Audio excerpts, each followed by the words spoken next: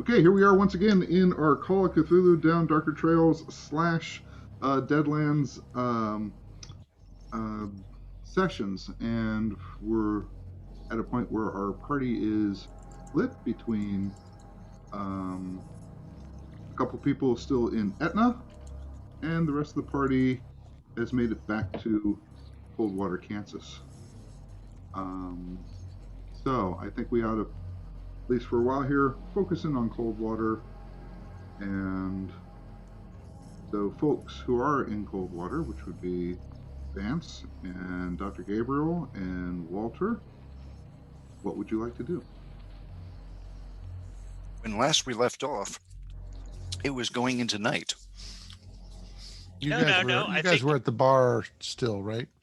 Yeah, I think we actually. I sorry to disagree with you, Greg. I think we were. I think we pretty much wrapped it up and gone to bed. So it was going to be a new day when we started. No, that's what I meant. Is when it was night, we had just gone to bed. Yeah. Oh, I'm sorry. So what so will we have strange dreams? If this is Cthulhu, I'd say. Right. Are we that have was my main dreams, thing. Or are we going to be plagued with? Are we going to have any nocturnal visitors? Aaron, keeper. Just in case he forgot nocturnal emissions or whatever you want to call it. I didn't say that. Let's see here. So, the night passes, relatively speaking, uneventfully. When you wake up, Walter and Gustav, you all are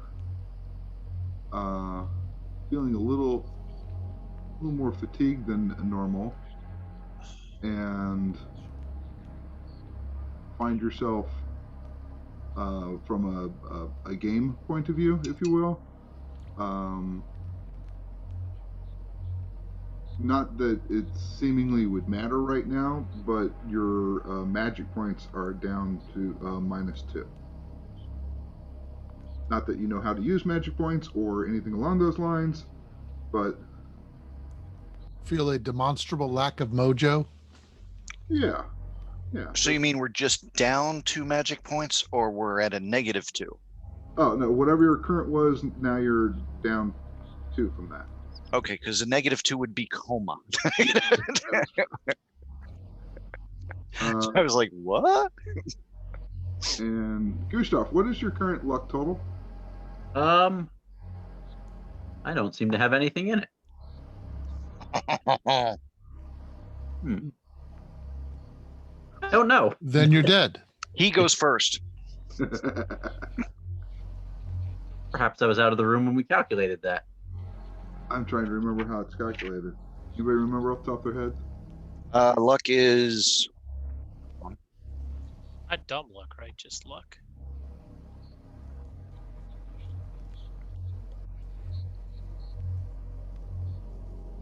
Well, I guess that's why there's nothing in it. We don't know what it is. Luck used to be your power, but Yeah. that's not it anymore. Well, I think it's still power. I was going to say that sounds right, actually.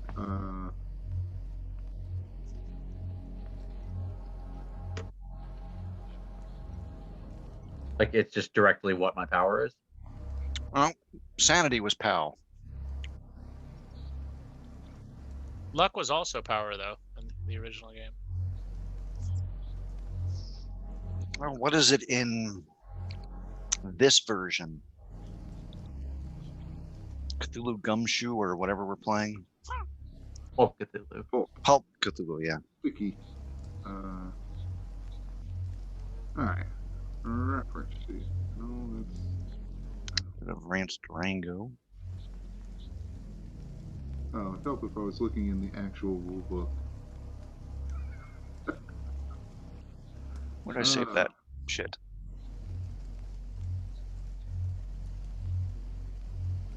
I was flipping through the player's book, and I was like, this is not helping me at all. There we go, books and files.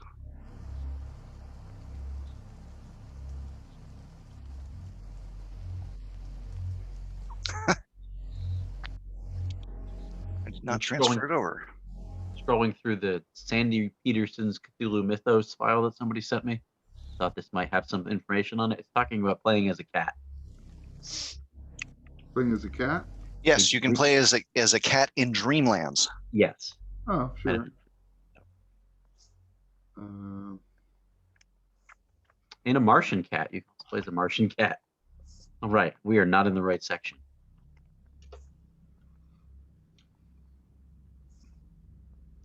Really? It took me to there? That was where it took me, huh?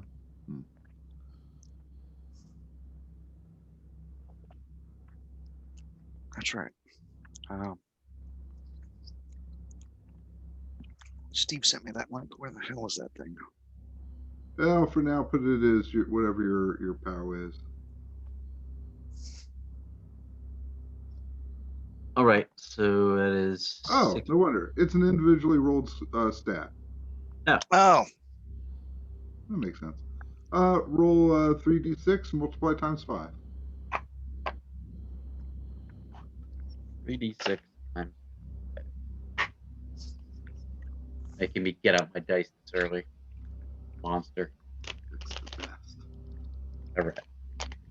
3d6. Back. 2, 4. That is 9. Eesh. So 45? 9 times 5 is, yes, 45. Well, I'll be thankful that's where that roll landed. Okay, so don't forget luck can be spent. Luck can go up and down. But I do believe, once you have established your luck, no, I take that back. There's no reason why luck couldn't go higher. So let's do that for everybody. Please roll to attempt to fail your luck rolls. With the percentage dice? Yes.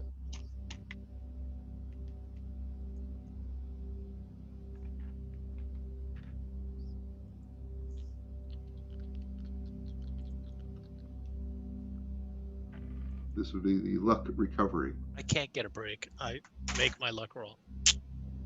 That's okay. You still recover some luck even there. So if you didn't like Walt, you still roll 1d10 plus 5, and you add that into your luck. An 80 will do it. You cannot go above your, But I made my luck, so I didn't gain any back. Or No. If you do the fail, you actually get more luck back. oh, okay, I made it though. I passed. Okay, so everybody that passes still gets 1d10 plus 5 back. Oh. Up to our max. Yep, or no, up to a maximum of 99. Won't we hit 99 really quickly at this rate? You're supposed to spend your luck. Okay, 1d5. So 5 plus 5, so 80, I guess. So I popped into the chat the relevant reference. 1d10 plus 5. Nice. Mine went up to 68. Woo-hoo.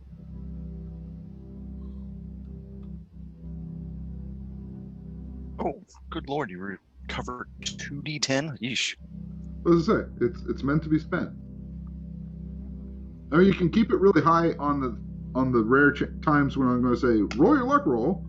Okay, but it's better to at least, on average, on a session, spend at least 15 or 20 luck if there's any reason whatsoever to spend the luck.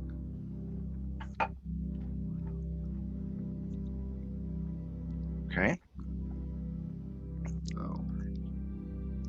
So 19 plus 10 is 29.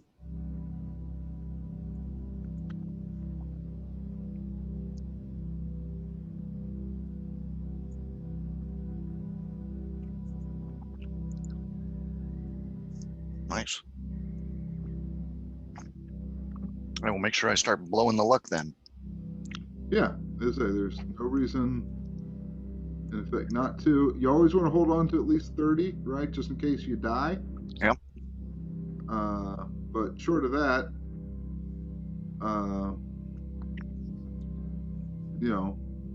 hold on to some of it. But otherwise, spend.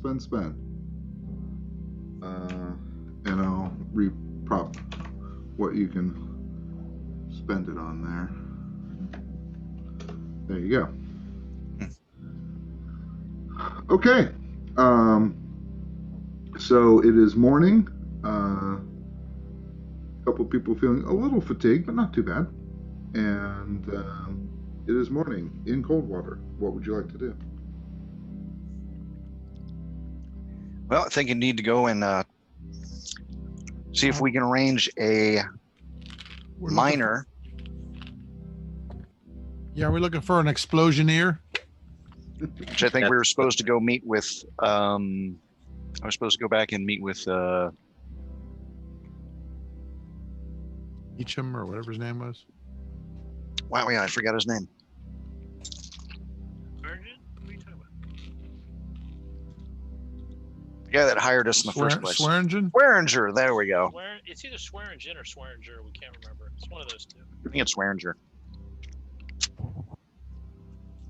Gotta go see him because he said he was going to call in somebody that knew about blasting.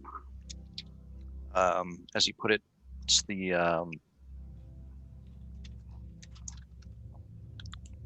Well, you got a name. Yeah, I just gotta find it. You got two names from Swearinger. Yeah, I'm just trying to find it. Oh, the Blastum guy? Yeah, they're old guys. They're west of town. I remember that. Matt Brainy and Bill Graves. Bill Graves was the one we were hoping to meet up with, yeah. Where do I have that written down? Oh, the joy of my kids getting up in here. Damn it, they took one of my notebooks. I do believe Al said that he would try to arrange somebody to get out to the mine and see if one of them would come down for a drink this evening. All right, so it was Grady, and what was the other one? Bill Graves and Matt Brady. Matt Grady, okay.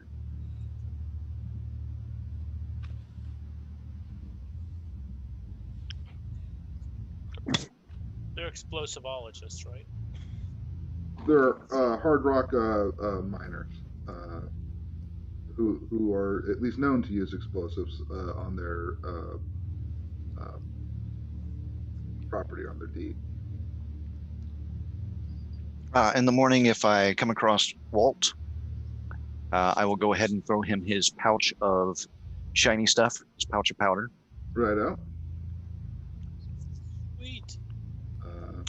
Probably have a decent guess where Dr. Trout is. He's probably over one of his places.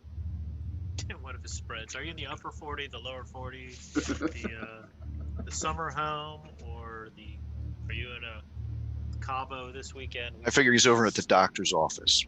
Not his building, but the doctor's office where he's staying. I will go ahead and get breakfast first, then I will probably mosey over to the doctor's office. Okay. So I'm planning on going to the shipping office to see if those crates have showed up. Sure. You would certainly have gotten a notification from. All right. Then I'm sleeping in until somebody wakes me up. From the Parsons. I'm not taking patients till noon. Right, as you said, and you even had your little sign set so. But yeah, I put a sign out that says "No patients till noon, no friends till 11:59." You had arranged all that through George Parson insofar as the shipping when things showed up. So, but you haven't found any notes from any little kids slipped underneath the door saying that anything's there. You can certainly go check.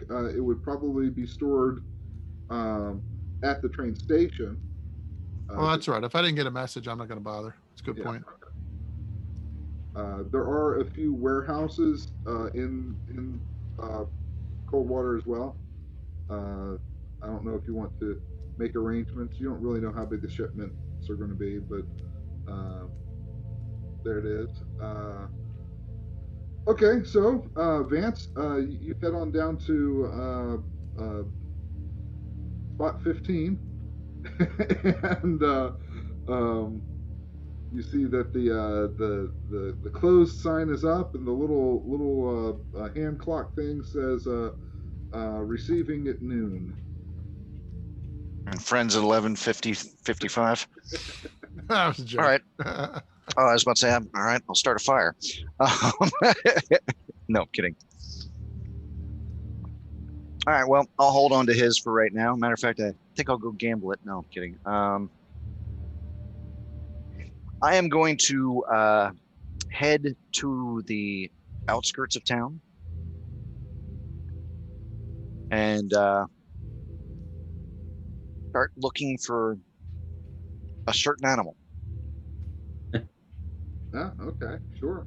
Are you riding your own horse or are you on foot? I'll go on foot. Okay. Just sort of random north, south, east, west? Well, which way did I come in? You came in from the southeast. I will head back out to southeast because that's probably the last place it was. All right. You head out southeast, so Boot Hill would be off to your left. Hang on, let me bring up the map.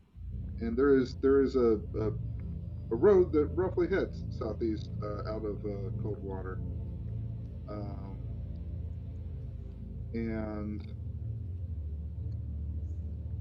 you start scouting around. You're doing that. Walt, what are you doing? Well, since I'm feeling kind of poorly, actually, what I think I'm going to do, unless something immediately. Well, I mean, I think we need to find. I think we need to. I mean, it was my idea to, or at least I've been pushing the idea of getting the explosiveologists to work for us. That's explosioneer. Thank you. Explosioneer. Well, you know, if they're engineers, they're explosioneers. If they're scientists, they're explosionologists. So it's better than cruising for miners. But in this case, yeah. If I'm not actively doing that, I think I wouldn't mind starting to write up my notes for my really good story. We probably should at least put together something for that I can send to Dodge. Maybe to get something written up. Okay. I'm still a reporter. I still have to do my job. Absolutely. It is, by the way, Tuesday, May 23rd. Okay.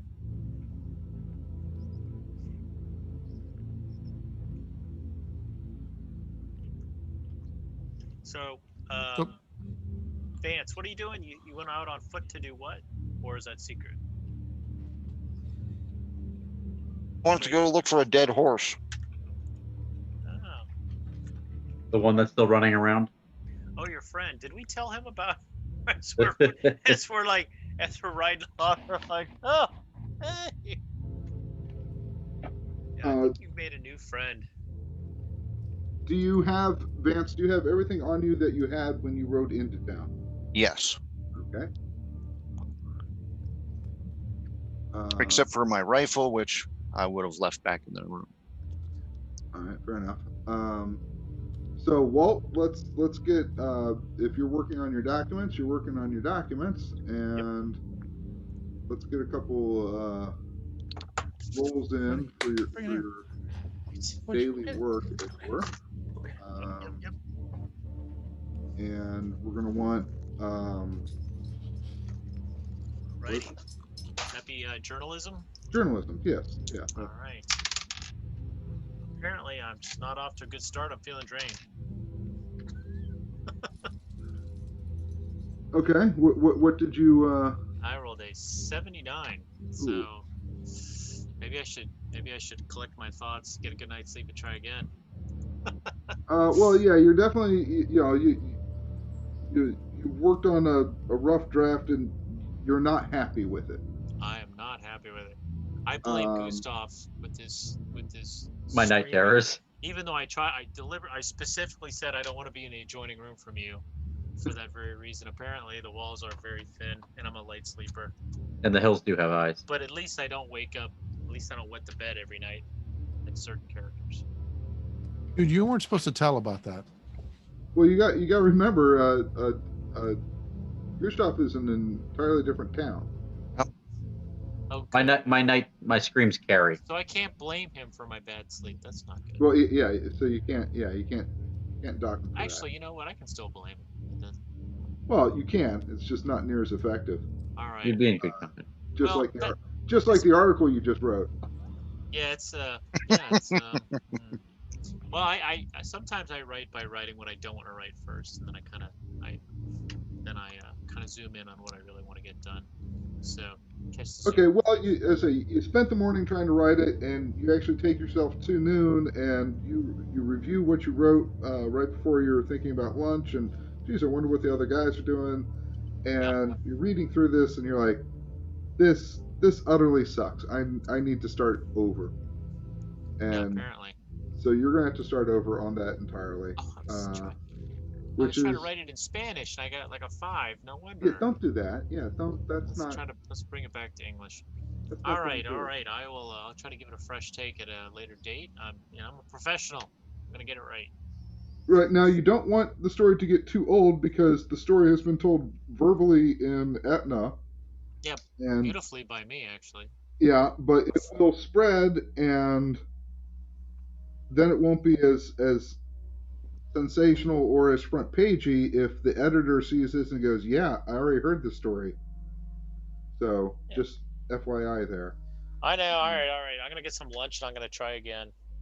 Okay, Vance, I'd like for you to give me a scan roll, please.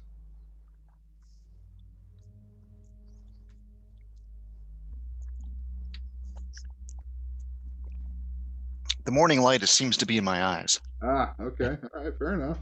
So you're poking around. You don't even know if you head in the right direction insofar as where what you're looking for may or may not be. So I figure what I'll do is walk for a bit, look around, listen, try to find some high ground at points. sure.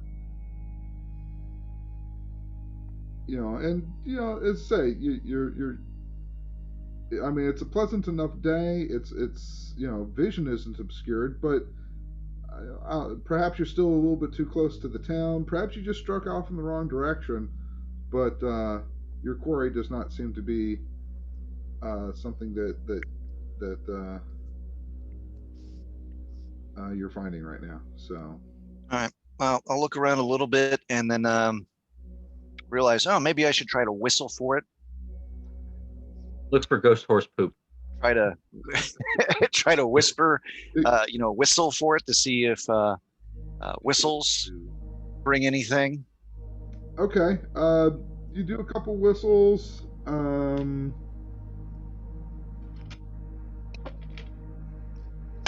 Trying to push to get another reroll.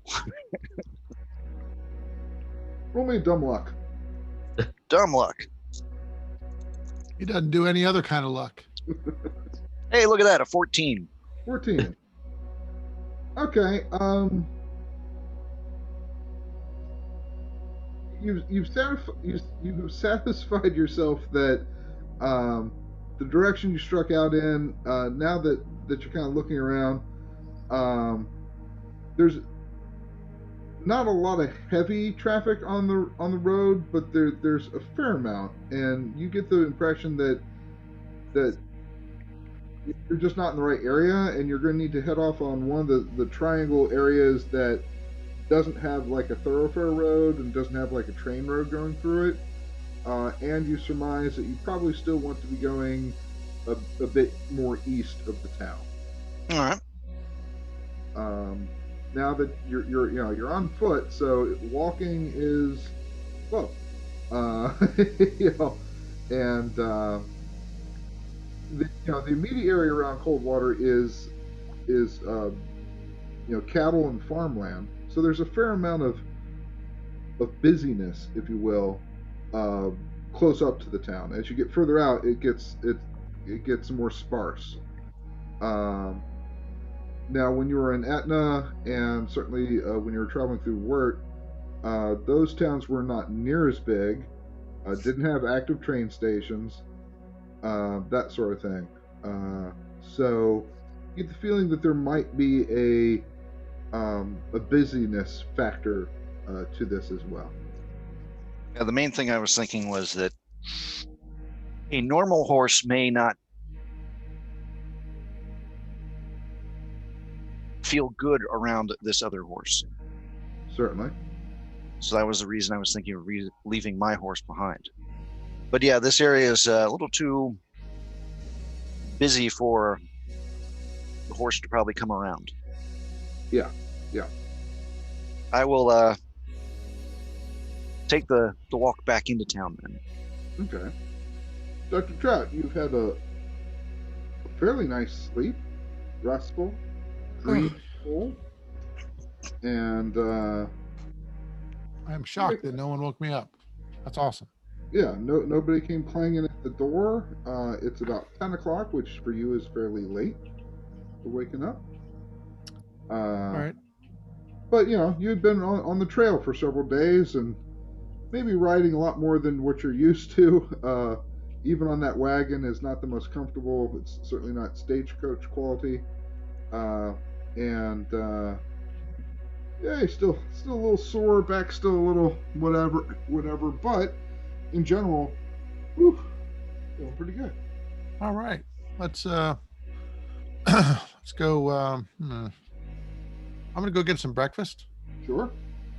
and then I'm gonna see to getting some. I'm gonna swing by the bank. Okay. The bank I inherited, Oh, okay. and I'm gonna go check out what I would need to Which be able one? to lock. Which bank that you inherited? There's so many. I lose track. Is it the northern? Yeah, there's so. So I'm gonna go check out, see if nothing's amiss because we left in a hurry, but we did lock the door. You did. And I'm gonna see what I need to do to get the basement into a lockable condition.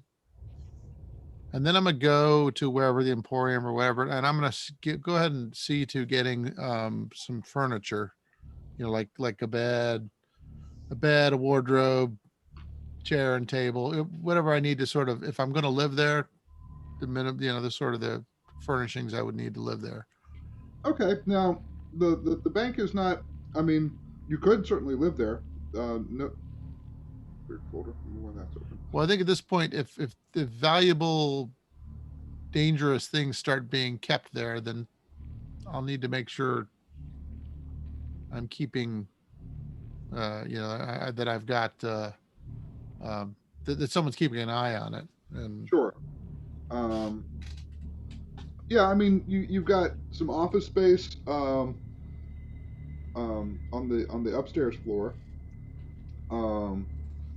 That easily, you could have a small office, a good sized bedroom, and then there's another relatively small office sort of space. And even on the main floor, you had the asset viewing room, as well as there was another office there. The lobby could be relatively easily converted into a relatively comfortable living room. There's several windows and such there. So yeah, right now I'm just gonna see what I need to what I would need to sort of put in a condition where I could A, lock the basement up, and B, have a presence there that could keep an eye on it. So nothing fancy, just, I'm gonna, so I may end up living there unless that weird stuff gives me nightmares. Did I ever give you all maps to the? Yeah, you did, but I don't have them with me. I wasn't trying to take up too much of our time. I just wanted to,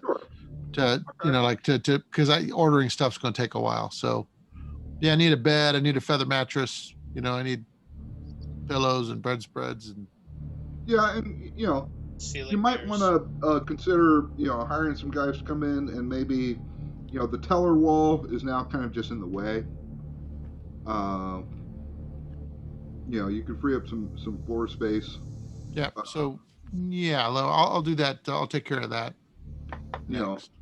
So you might want to hire a handyman or three to come in and do a couple little tweaks.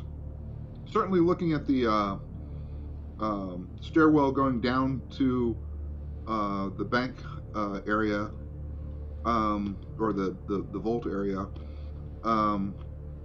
There's no windows or anything like that to have to worry about down in the proverbial speaking cellar. If you were thinking about sort of double layer security, you would probably be thinking, vault door, as well as some sort of lighter barriers or what have you, like on the stairs going down, that kind of thing. All right, so I'll if we have time, I'll have somebody come and check it out, and maybe we'll order an iron reinforced door and some heavy padlocks. Okay. We'll arrange to have somebody put it in. So I just taking a brief time, taking a look, seeing what I need to do, and then just doing, like just placing an order for the stuff I know I'll need, because the doctor is going to come back at some point, and I can't stay in the house forever. So. And you had been, or you people get killed at these taverns. So, Doctor Temp now for close on to a month now. So yeah, so you figure the normal doc will probably be heading back relatively soon. Visiting family takes a long time back then, but usually more than about 3 weeks or so is about, because you include travel time and all that kind of stuff. When you got to the bank, you look about, door was still locked, back door was locked. You go upstairs, you check the access to the roof, and that, nothing looked out of place there. There's nothing in particular to steal in the building. Most of the furnishings have been removed. There is,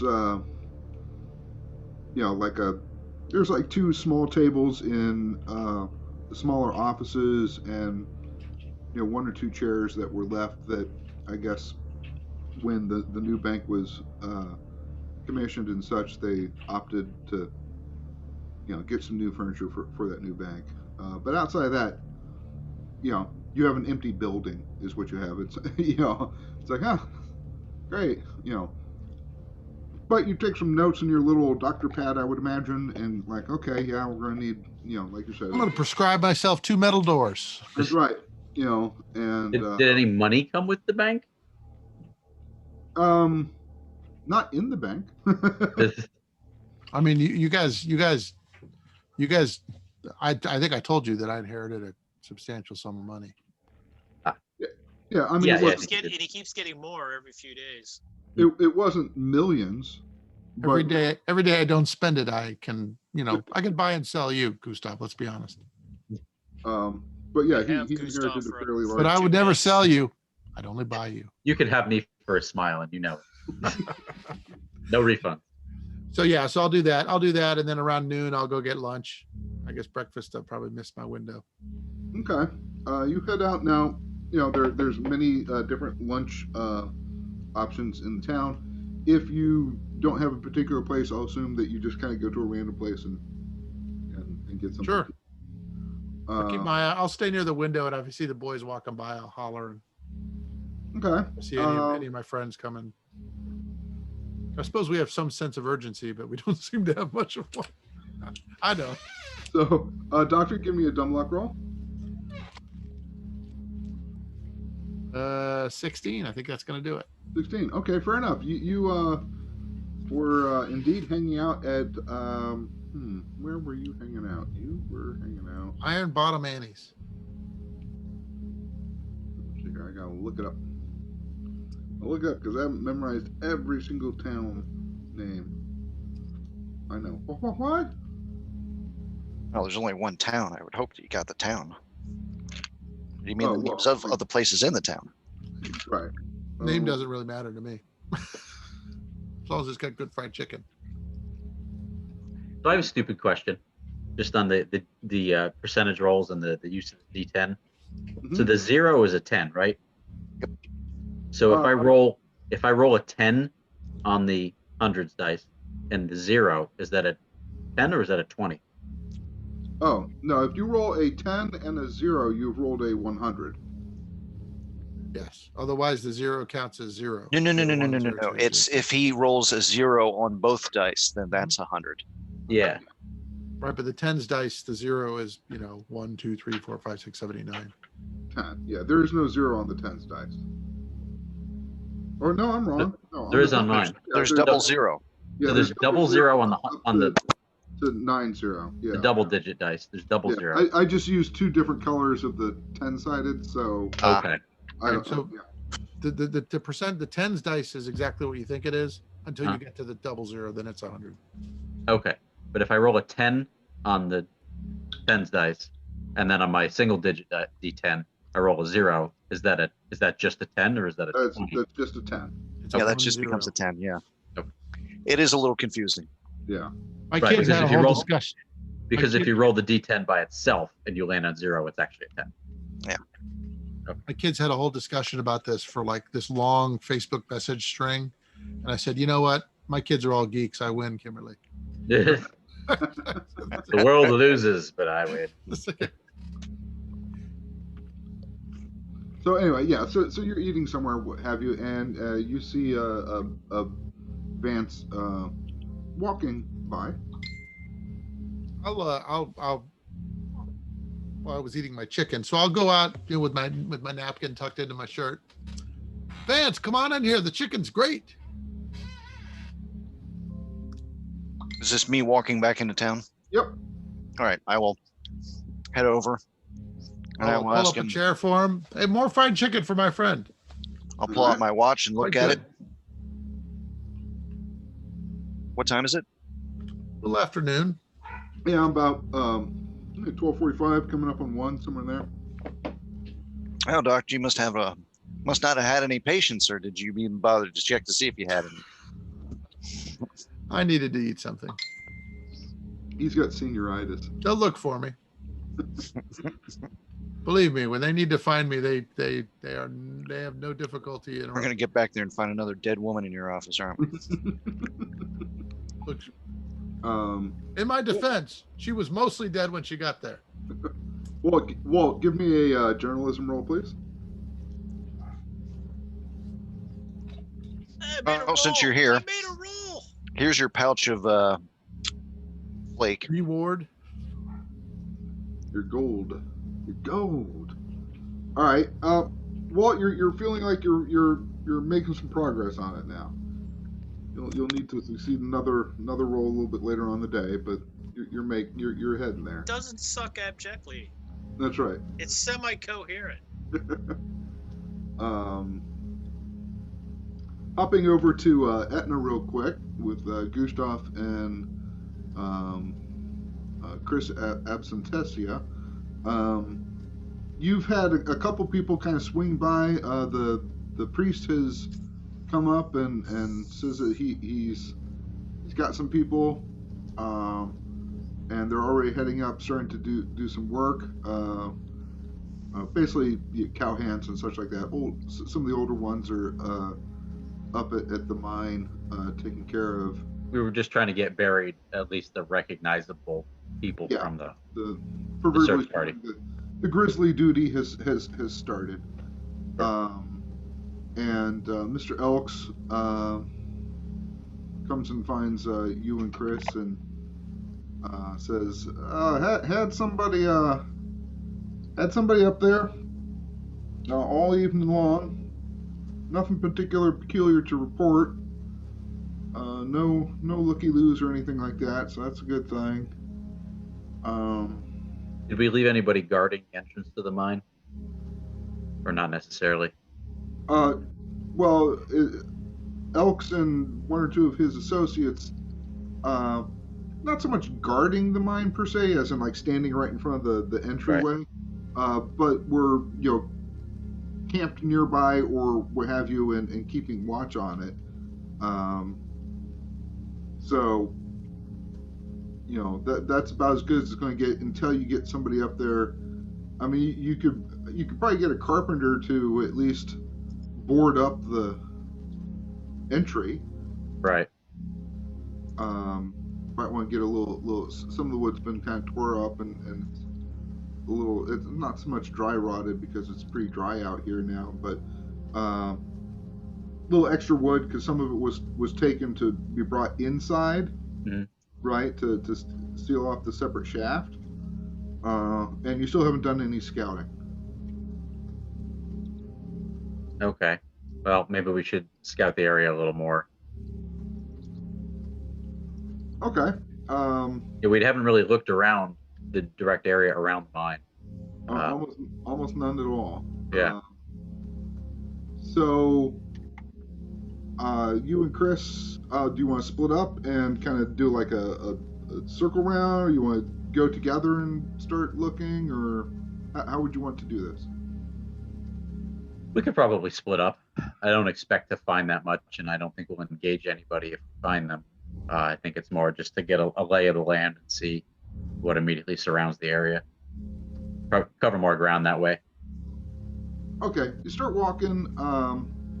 It's not the easiest of walks, but it's not sheer cliff faces or anything along those lines either. So, a couple slips here and there, a little bit of rock kicked out here and there, and you're kind of keeping an eye out for a bunch of different things.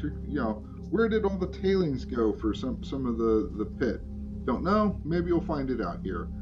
And then you're obviously also looking for anything that might indicate a second entry point into the Craven mine. So on sort of those two kind of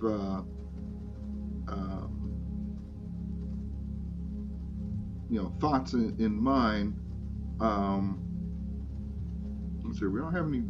I assume you don't have any geology or anything like that. No. So just riddle me this. So the elevation of the mine, is there a lot of hills or anything overlooking it, or is it kind of on a hill by itself?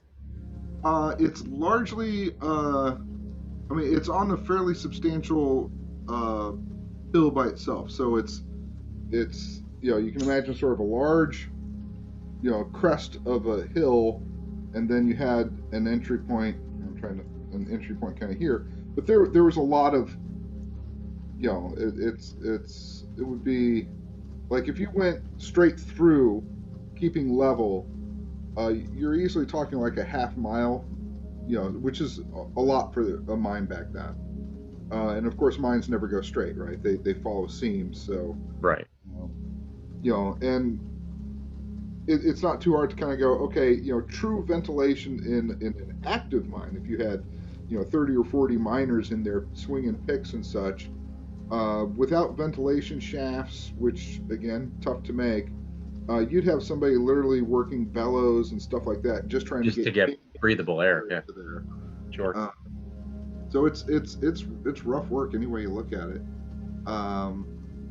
So give me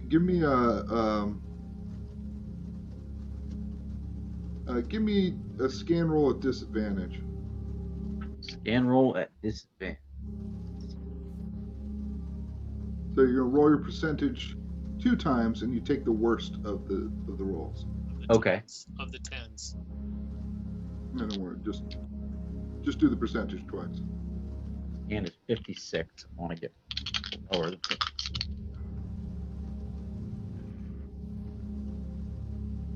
Well, that's 100, so that's a problem. Well, that's a cataclysmically shitty. Well, I guess I don't have to roll again because it can't. You really don't need to roll again. No. You're gonna fail well. No, I think you could just go right to horrible fail immediately. So I apparently went out and fell asleep instead of scanning. Pretty birds. I mean, that's not totally out of line. Yeah. It's that thing that makes a baby rattle noise. Oh, look at that. So I have to say, there are worse things you could roll 100 on. It's Worse true, but situations where rolling 100 would be really, if the marshal wanted to be mean, he could say, "Well, while you're scanning the sky, you tripped and fell off a cliff." Well, what happened is while you rolled that 100, is Dr. Trout bought you as an indentured servant. So, you know how you work for it. And you signed the paperwork, so he owed you. Congratulations. Um, I'm not even gonna blow up on that. I'm trying to collect the whole set.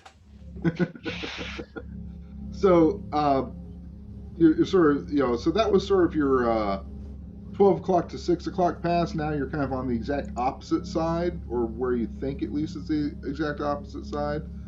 So give me another scan roll at disadvantage, sort of finishing your sweep around the hilltop. Hopefully my eyes are open for this one.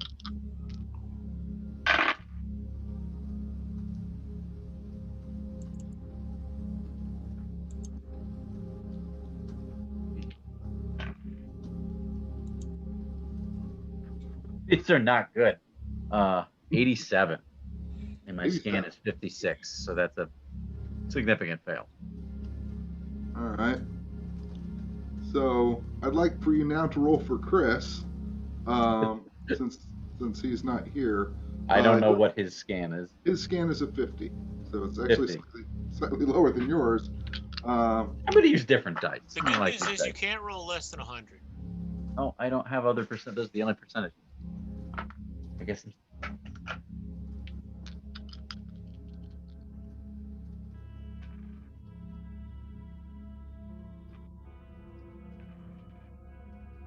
So you're going to do, in effect, 2 rolls at disadvantage, one for one side and one for the other. Are you kidding me? I just No. rolled another 100. Wow. Okay, you have an eye infection. Wow. Okay. Well. Aaron's like, how do I spin this that you don't end up blind? We both stared at the sun and drooled until we went blind. Yeah, you're right. That is beautiful up there.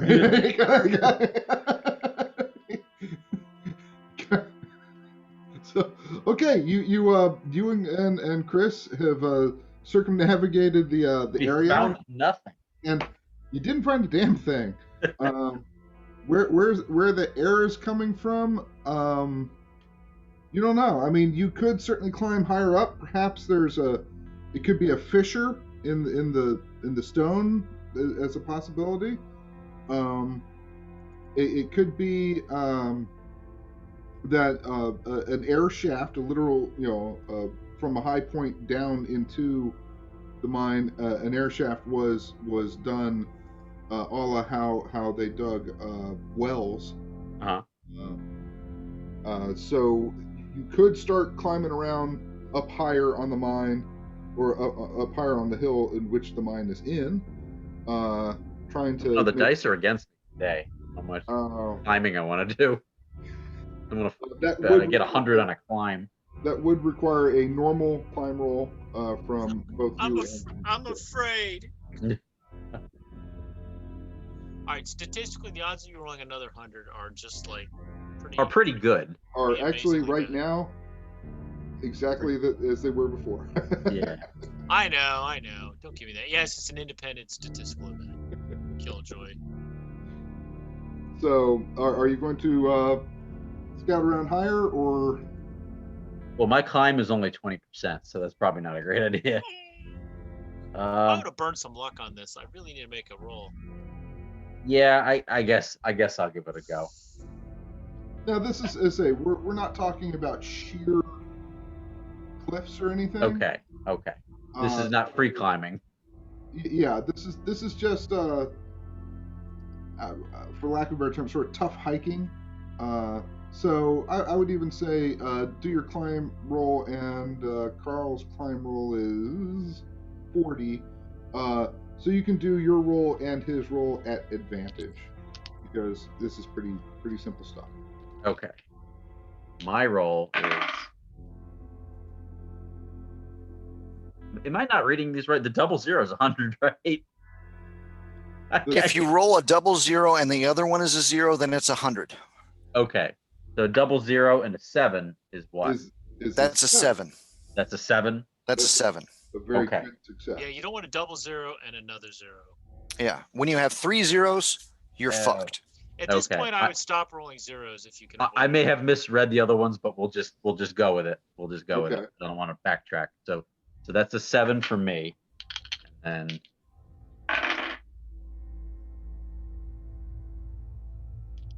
with advantage. So that is okay, and a 12 for Carl. Okay, we'll take those. Okay, so you start scouting over, say, not just kind of at the height that you kind of guesstimated the entrance of the mine was, kind of around the girth, if you will, of the hill, and you start kind of poking over it, and you come to the conclusion that there couldn't have been an air shaft. There's no place big enough, because you wouldn't be talking like small air shafts, because you just don't have that kind of drilling technology. No. Right?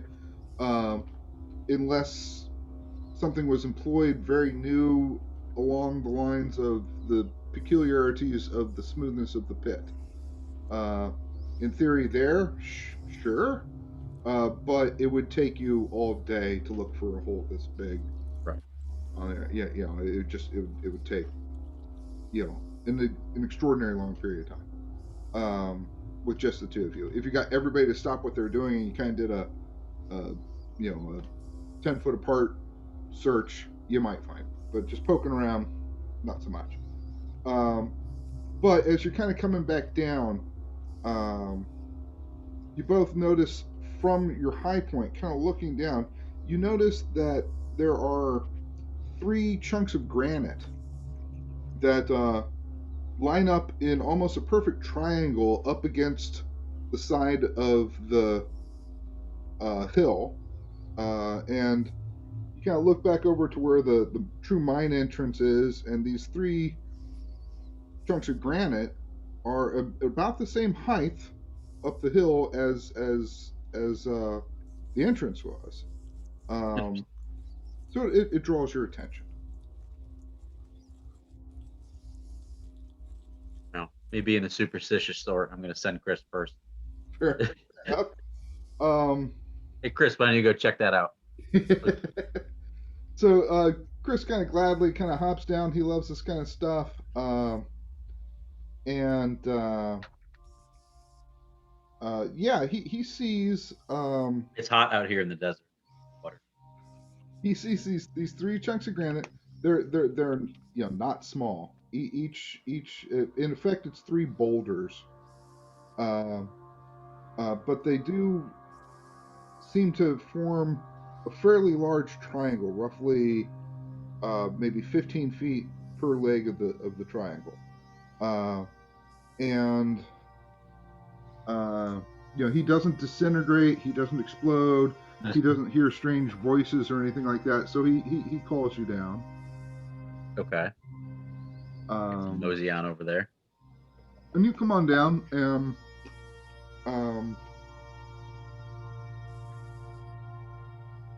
since he's not here, I don't want to spoon feed you. Sure. So, what would you like to do now? Okay, so you got these 3 big rocks.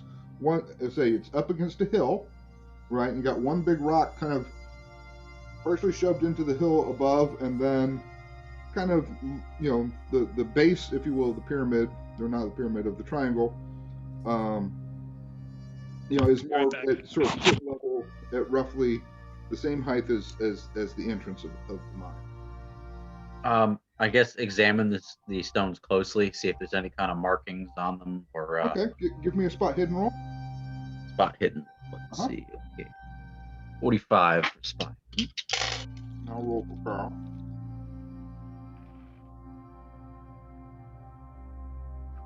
Killing me today. All right, fail. Oh heavens. Well, again, it is what it is. Carl points out on one,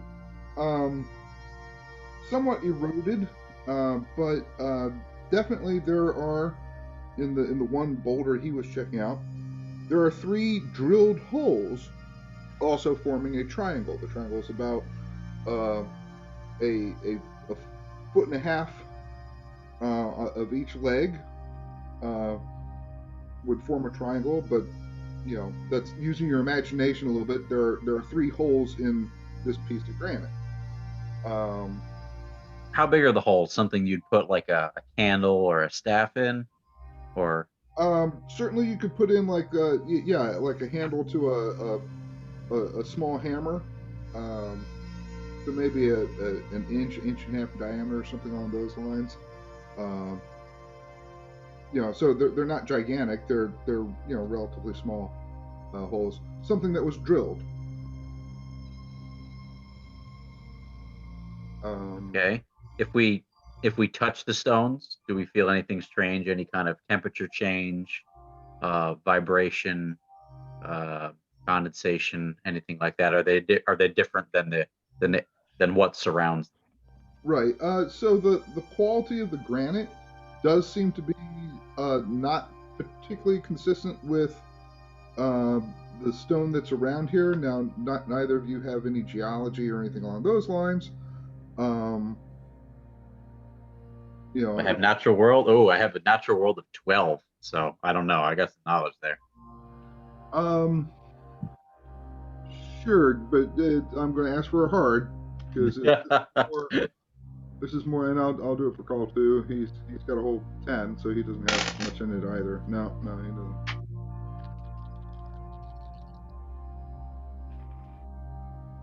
32. Nope. No. Okay. The only thing you do notice is the stone that you were looking at. You kind of look again now that you saw the 3 holes there. You don't see any particular holes here, but you do see some evidence that this rock has shifted in the not too recent past. So it could be that it rolled enough where maybe those holes are now underneath the stone. Is it something that the two of us would be capable of writing, or is it far too heavy? It's well, let's see here. What's your strength? My strength is 75. 75. Well, you two can give it a shot. You try to shift it back to, or at least move it around somewhat to see if you can expose any markations on it. Sure, let's give it a go. You give it a go. You throw your shoulders into it. The rock's a little loose by your boots and such, and you just can't get a good, firm enough mounting with your feet to really put all that much force against the stone. And the stone you're guessing probably weighs in 300-400 pounds at least. So you're unable to shift it. Okay. Now again, you got some people not too terribly far away from you. They're doing a different task right now, and their horses and such as well. You feel with maybe a horse and some rope, you could probably at least shift the stone enough to move it. Maybe not to exactly where it was, but at least you could maybe move it to see if this stone also has some sort of marks on it or whatever. And then there's still the third stone that is, either you could maybe prop Carl up or Chris up, or Chris could maybe prop you up on his shoulders to take a look at the third stone perhaps a little more closely. Yeah, let's take a look at the third stone first before we go crazy, roping other people into our pointless project. Well, again, seeing that Chris isn't here, he offers his shoulders for you to get up on, so you can take a look.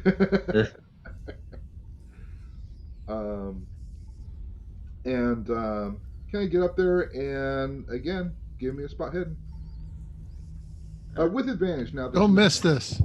Now that you have an idea of what you're looking for.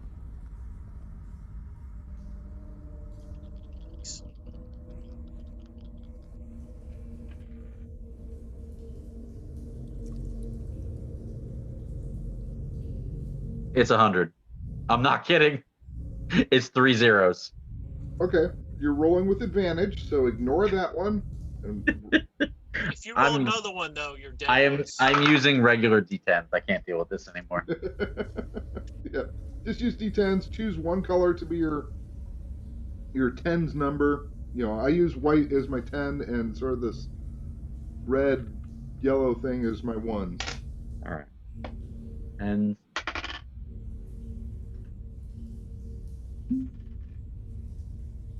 all right, 6. That's a success. 6 is a definite improvement over 100. Yeah. And don't forget, on skills that you succeed in, which you finally did succeed in this, you may now check that skill for eventual improvement. Lord. So you're looking at that, and you find that you have to kind of pull out like your knife, but you find something that, yeah, maybe, and you pull out a little something or other, and you do eventually dig away some silt and dust and dirt and such that is built up. But indeed, you do find 3 holes. As far as you can tell, precisely the same design and sizing dug into this stone as well.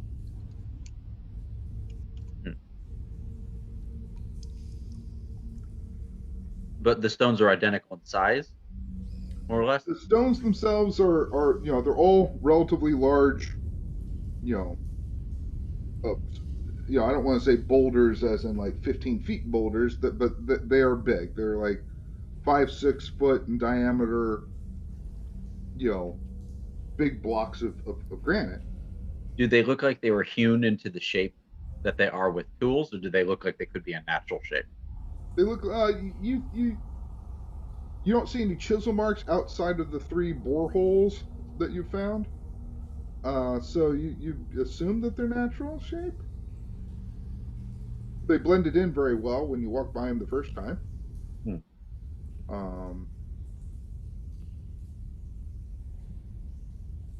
Coming to think of it now, as you're kind of leaning up and kind of futzing with it, the face of the hillside, where you're kind of propped up against with your feet on Chris's shoulders, it does seem to have a slightly different texture than, say, as you look to your left or to your right. The wall, or the facing, if you will, of the hill to the left and to the right, it does have a strangely slightly more sort of lumpy quality to it.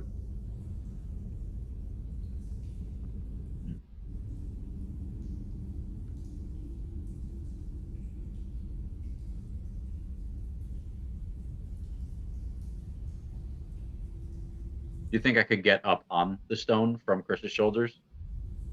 That would require a climb roll. Dare I? I don't know. Yeah, There's let's go actual for it. risk involved. Let's go for it. All right. I'm using my D10 now. Good. Yeah. And okay, I like that. All right. 17, and I have a climb of 20. Okay, good. Don't forget to check that skill off as well.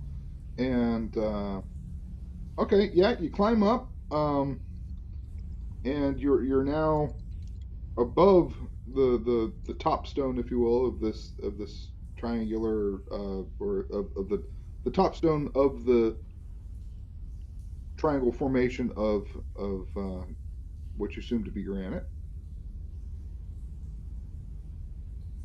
Is there anything on the top of the stone that looks different? Oh, no, not in particular. The alignment, you do notice that the stone that did not have any markations, the alignment of that stone does seem to be a little out of kilter to the stone, the first stone that you saw with the boreholes. So you can surmise that, yeah, that stone has shifted at some point. What about the alignment of the stones as compared to either the position of the sun or maybe the cardinal directions, or my best estimate of north, south, east, west? Right. Well, you don't have a compass, but you got a fair good idea of, certainly you know where west is and such. But, well, okay, Carl's a tracker. He should probably. Yeah, he's Carl. Roll. Yeah. Yeah, so Chris goes, okay, so that's exactly, within 2 degrees north. And he kind of homes in on it, and he's not sure what to do with that information, but he says, okay, I'll remember this, but yeah, this is facing sort of exactly this direction. Once you get off my shoulders, we can maybe figure out the tilt of the triangular formation on the Sure. hill. I'm going for, is this some kind of, obviously my suspicion is that it's some kind of portal or gateway, but I don't know that Gustav would perhaps have that insight. So I'm trying to think, could it be some sort of clock or sundial where these are meant to point in some sort of direction? Is it a directional marker, some kind of arrow? Right. Or is it meant to be viewed at high noon when it would, high noon, there would be no shadows now, would there? Right. At dusk where the shadows might point towards something. I guess I can climb down off the stone now. Yeah, you probably want to climb down off the stone. For, why not more than anything else? Give me an occult roll. Oh. Ooh, that But is... you didn't actually put any points in it, too. I did not, so that is at 5%. So we're going to see how this goes. And nope. Nope. Chris goes, huh? But you start taking some notations down, maybe with somebody who's maybe a little bit more in tune with the occult. Perhaps they might be able to come up with something. It occurs to you, maybe Mr. Elks might have an opinion on this. Outside of that, it's not facing directly west, nor is, but it is sort of very close to, it's near perfect south. I don't know if that, sorry, it's near perfect north, not perfect south. It's near perfect north.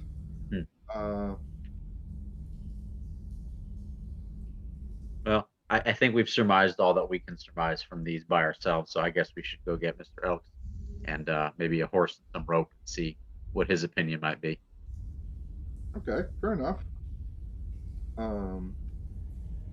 So you're going to head back down into Etna? Yes. Okay. All right, and you start heading back into Etna. Back to Coldwater. Vance and Dr. Gabriel Trout, you all have been enjoying some chicken, and have completed your chicken, I would assume. To further the story along, the only thing that I will do until nightfall will be maybe stopping in to see the sheriff to make sure everything's okay, and then just waiting for the meeting later on. Okay. Yeah. Are we supposed to meet with Swear? See if the guy shows up into the bar, hopefully. Yeah. You might want to. So I don't have to go find him. Right. You might want to swing into the gem just to ask whether Swearinger's runner was able to. Oh, yeah, good point. Yeah, contact them and find out. Oh yeah, they said they'd be here tonight, or whatever. So Vance, I'm gonna go do some doctoring, and then just send someone for me if you need me to come for the meeting. All right. Or when it's time, and I'll just head back and. I'll send the Undertaker. Doesn't creep me out at all. Oh, actually, I should send him to Walt, shouldn't I? Yeah. We'll have a stare down, and then I'll make a hat out of my face. Dr. Trout, by the time you get back to your office, indeed, you do have a couple people waiting in table. You find out that person XYZ is close to labor and wanted you to know, so when they came a-running, you would be available for that. And a couple maladies and such like that. This is going to take you a good chunk of the day, actually. Sure. Yeah, I'll just plan on doing that until it's time for meeting. Okay. I think the only thing that you have to be in particular concerned about is that birthing call. So, which typically for you would mean that you will have to, in effect, leave messages. If you leave the doctor's office at this point, you leave a message as to where you're going to, and then. Sure. And then, from wherever you were going to, if you moved on to a third place, blah, blah, blah. If I was a good doctor, I would do those sort of things. That is true. That is also one of the reasons why you have a relatively large ringing bell at the on the porch of your office. Um, Mr. Larrabee, give me a journalism roll, Come please. on, Art. Come on. Just made it. Just made it. Okay. You're it's not your best work, which is kind of a bummer because this was a pretty cool thing. Um, if you want to send it in, you're like, this'll do, right? If you want to maybe increase your rep with the town with get a little bit higher on the columns and pages and such, you feel that it could use maybe some more cleanup work, perhaps tomorrow morning, uh, some some additional work on it. It kind of depends on where you want to go. Are you looking for speed or you're looking for quality? Within reason. How about, can I burn some luck to see if I do better on this? You bet you can. All right, I want to definitely. I take one last shot. Burn some luck and burn some. I Get lucky and use the word verisimilitude in context. don't want to be too sanguine about my chances, but I will try to. I'm gonna give it the Princeton try. By the way, I am a Princeton grad. Did I mention that? Okay, give me one more journalism roll. Do not forget that you can also burn chips. Burn a white chip adds 10% or reduces the roll by 10%. What blue is 20, I think. Do I have to say that in advance? No. All right. Come on. Fuck. Better. What's a good chip? I need to burn a good chip on this one. Gustav's cursing me from Etna. Let's see. It wasn't terrible, but it was definitely. Well, that luck's This burn is your such a luck good points. story. So white chip knocks off 10% from a roll. Red chip knocks off 20%. Blue chip will knock off 30%. And this is retroactive, or do I get a re-roll if I use the chip? No. You have your established number, and now you burn chips. I'll use a blue. Much like you would in thing. Now, mind you, chips also allow you to do things like negate disadvantages and things like that. So. I will use a red, which will just barely get me a acceptable. Well, yeah, it'll be a slight improvement, but I'll save my blue chip because I have 2 of each, so I guess I have 1 of each now. Okay, so you burn a red. Red. It'd be nice if I could. Well, I can't complain. I haven't rolled 100 3 times tonight, so it's all relative. That is true. In a short, we'll start getting back to the chips insofar as gaining chips. The amount of chips you get will be significantly less because they no longer represent bounty points and increases in character, in where your character is. So you won't get as many chips as in the past. But starting next session, you'll get 1 random chip per session. All right. So, Vance, we know we'll just give you white chips just till we take away the guesswork. Okay, and okay, so you've cleaned it up. You get the feeling that by this evening, it'll be ready enough to get to. I say this would not be something that you would It's not my telegraph finest in. work. It would be, there's your write up. You hand it to an express rider who would run it up to Dodge. That's Paid for by the newspaper at this point. Well, yeah. All right, that's the plan. Okay, so that's the plan, and you are doing that. Doctrine, Vance, you head on up to the gem, and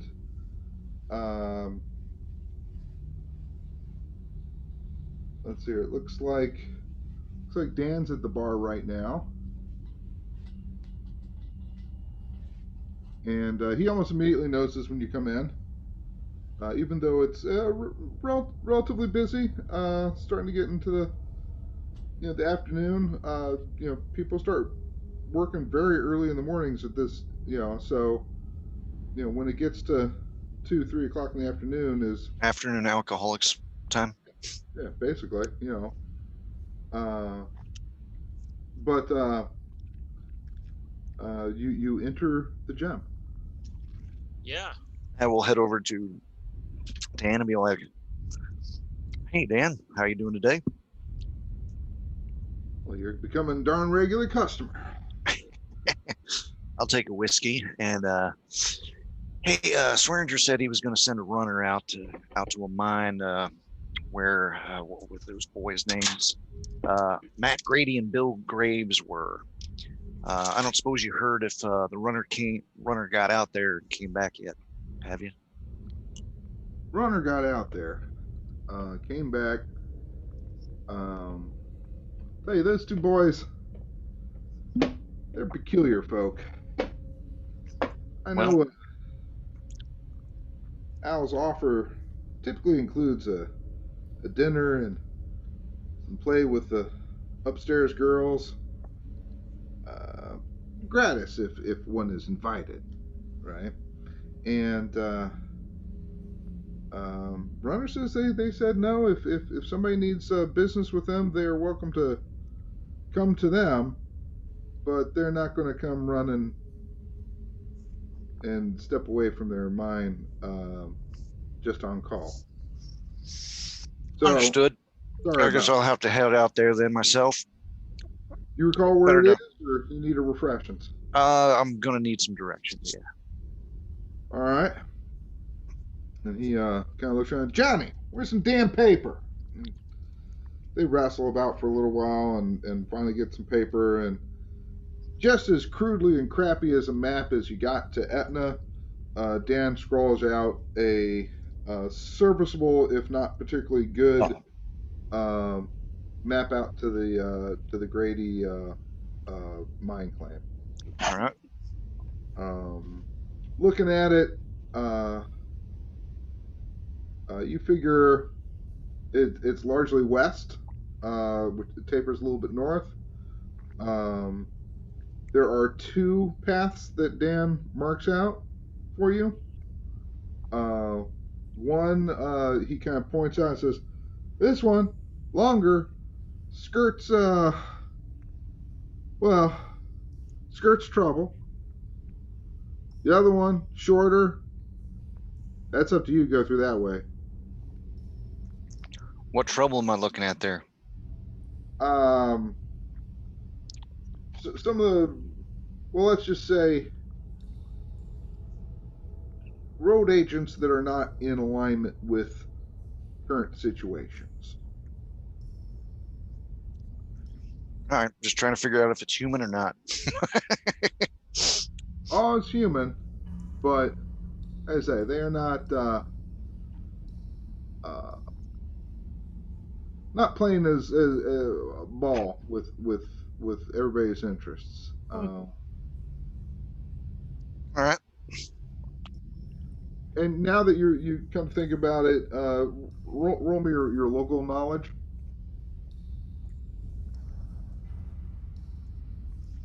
What is my skill on that?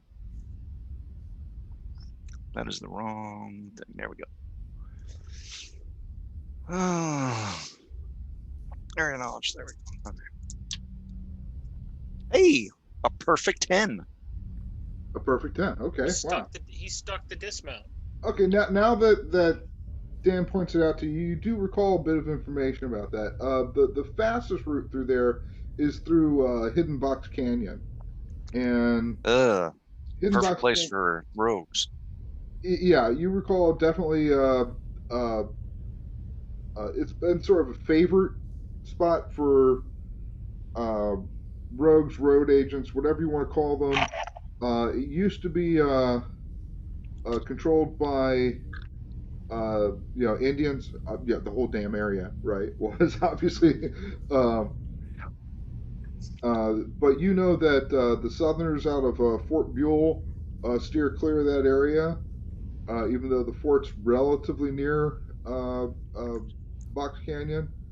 And now, as you put your mind to it, you recall that the particular group right now that's roguish, they're known as the Coyotes, not to be confused with the Coyote Confederation further north. And you even recall the leader, Jack McKinney. McKinney, never a good name.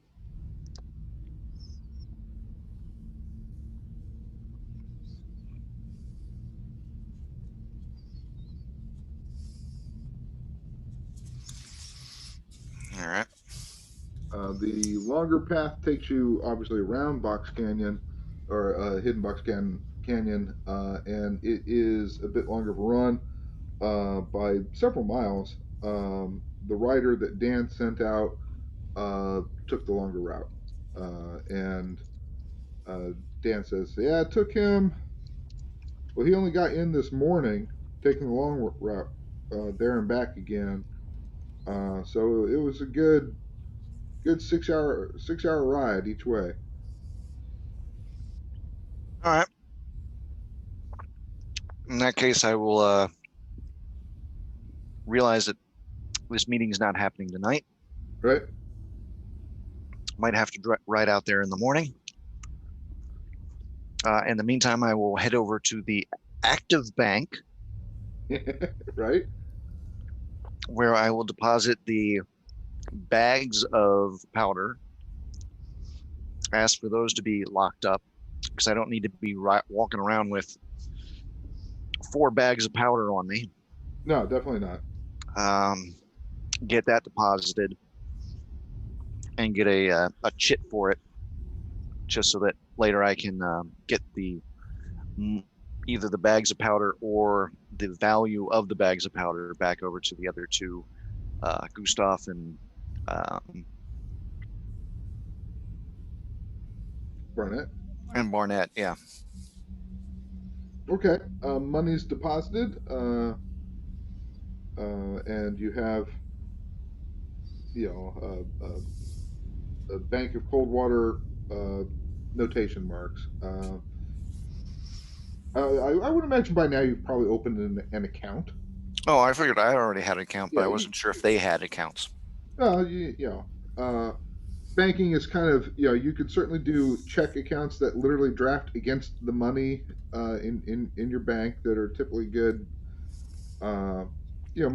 Most town peoples would accept a Cold War bank check. Yeah.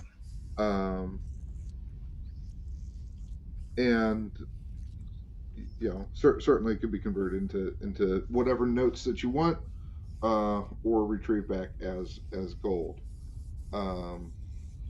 So good enough there.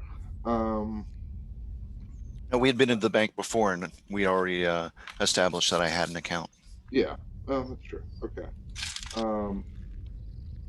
So heading back out to Etna, Gustav, you've made it down to the town proper, and you track down Mr. Elks. At some point in time, Mr. Elks will actually get to do some business as a general store owner. But I guess not right now. No. And so you step into the general store. You see Mr. Elks there. You open the door. Little bell rings as the door opens. What would you like to do?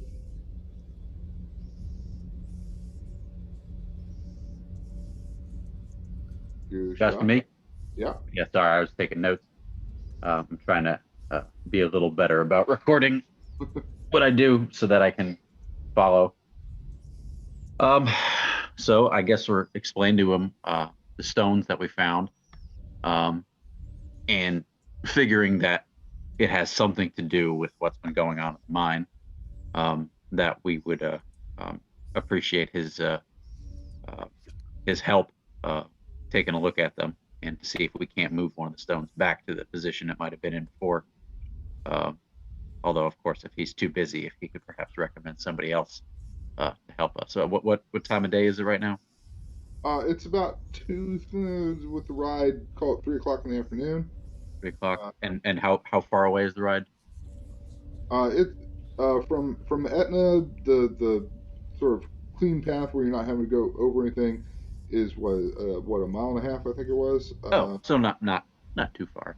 No, and you describe the patterns that you saw on 2 of the 3 of the stones, as well as the stones themselves. And he goes, "Oh, hold on here. All right, here, you wait here for just a second." And he goes, disappears for about 2 minutes, comes back with an unmarked leather-bound ledger of some sort. Um,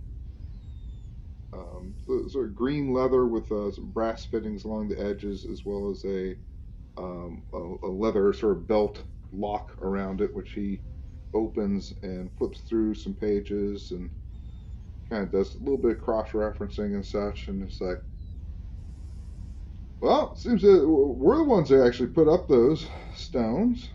Oh, That would be the 3 corners, or the 3 corners of the. Uh, it's sort of a quick way to denote our the Masons' general sign. Um, and as far as the placement goes, I wasn't around at the time. This was about 25 years ago that those stones were put in place.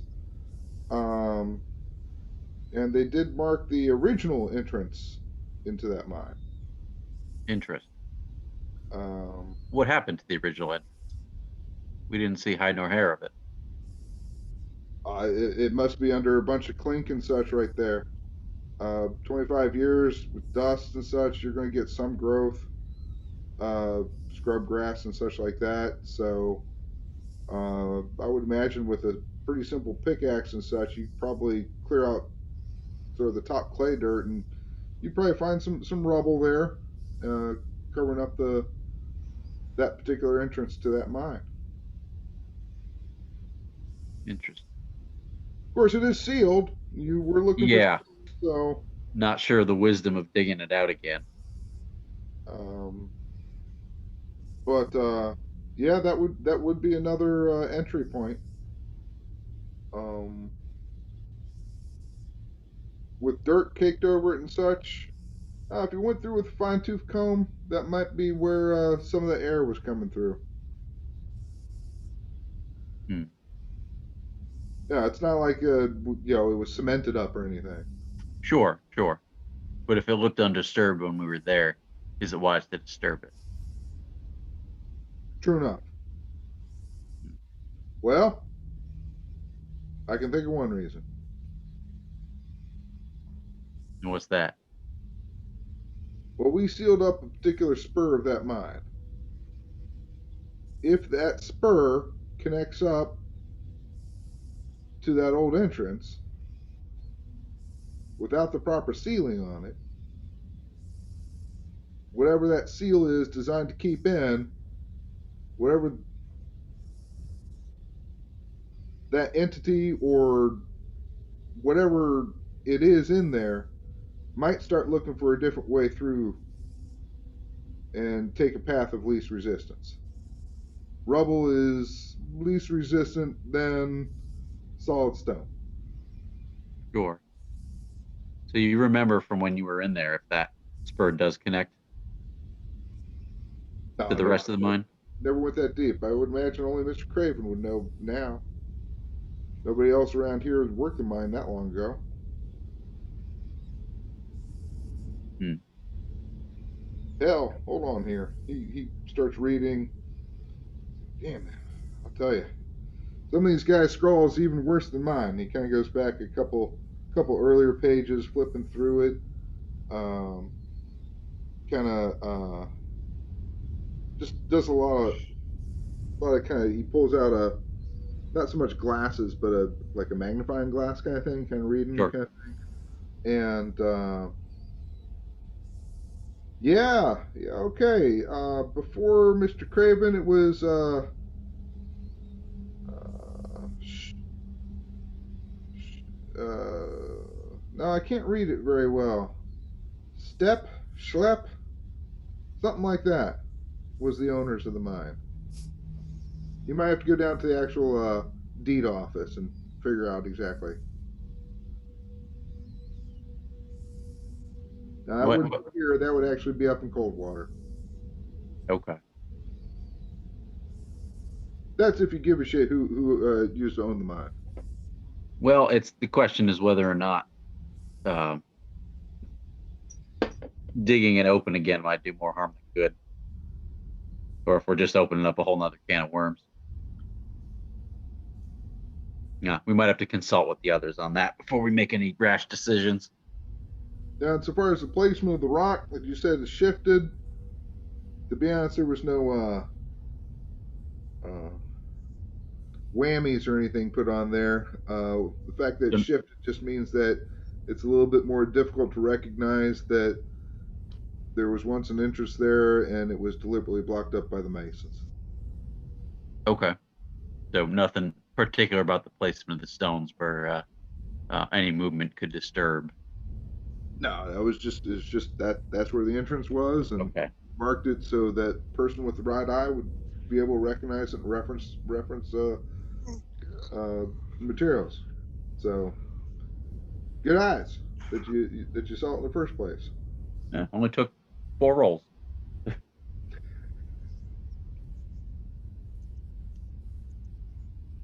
Okay. Well, sir, we appreciate your time.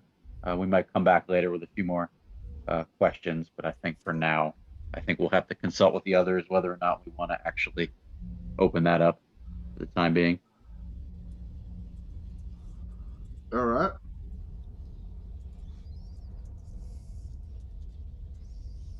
So had we already talked with we had already talked with the priest, hadn't we? Yep. Or that was in Coldwater. No, you talk to the priest here. He's arranging uh, graves for the Irish miners, and uh, he also arranged for the hands that are handling removal of the bodies from the pit, as well as bringing them down to town and having them buried more properly.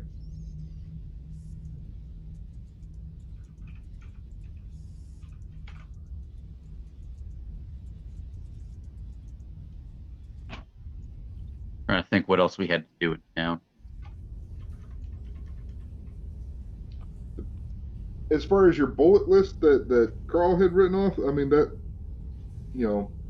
scan about the mine, get the bodies removed from the pit, disinterred.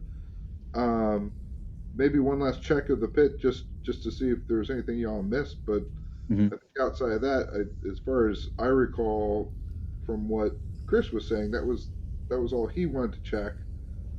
That's not to say that you know the left branch of the mine you all have not looked into at all.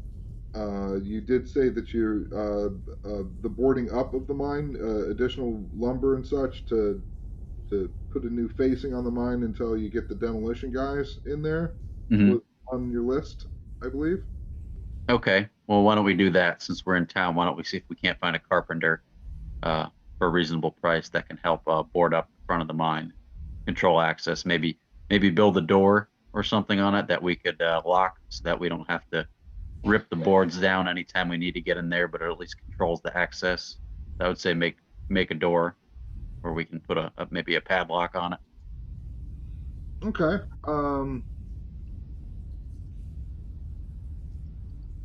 Just any kind of tradesman, carpenter, um,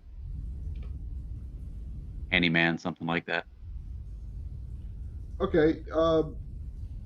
Sure, we can pay him $10 or something like that. Sure. Yeah. Asking Tully, or sorry, Mr. Elks, Tully Talk, Elks, can provide some fairly decent wood. Um, let's see here. Saval suggests hiring Jeff Shuckman. He's sort of the guy that helps do barn raisings and other carpentry work in the town. And yeah, okay. So you get about finding the appropriate people, finding some supplies and such, and it'll you eventually track down Mr. Shuckman, and he kind of calculates the cost, and between the materials and time, and it's not so much the wood, it's the hinges and the locks that Right. are a bit more expensive. But he figures yeah, $10 for a good cause. Yeah, we can do it for that. Do you have dimensions of the size of the thing? So I mean, if I cut a normal door here and bring it up, because it'd be a lot easier to do here in shop as opposed to at the field. Will that be too big? Well, how big think of a door that do you want? Do you want Should be double doors? sufficient just to get just to control access, basically. But we just need to get maybe men in and out, or maybe a donkey or something if we need to load anything. But I don't think we'll be taking out anything bigger. So a standard door should work. Standard door. All right, fair enough. He figures by tomorrow morning, with some help he can get, he can have that squared up and hand you the keys by tomorrow morning. Okay, that'll do. And he pretty much immediately starts, heads over to Elks, starts getting appropriate woods and beams and such, and more wagon work and stuff like that. Starts getting that all prepared.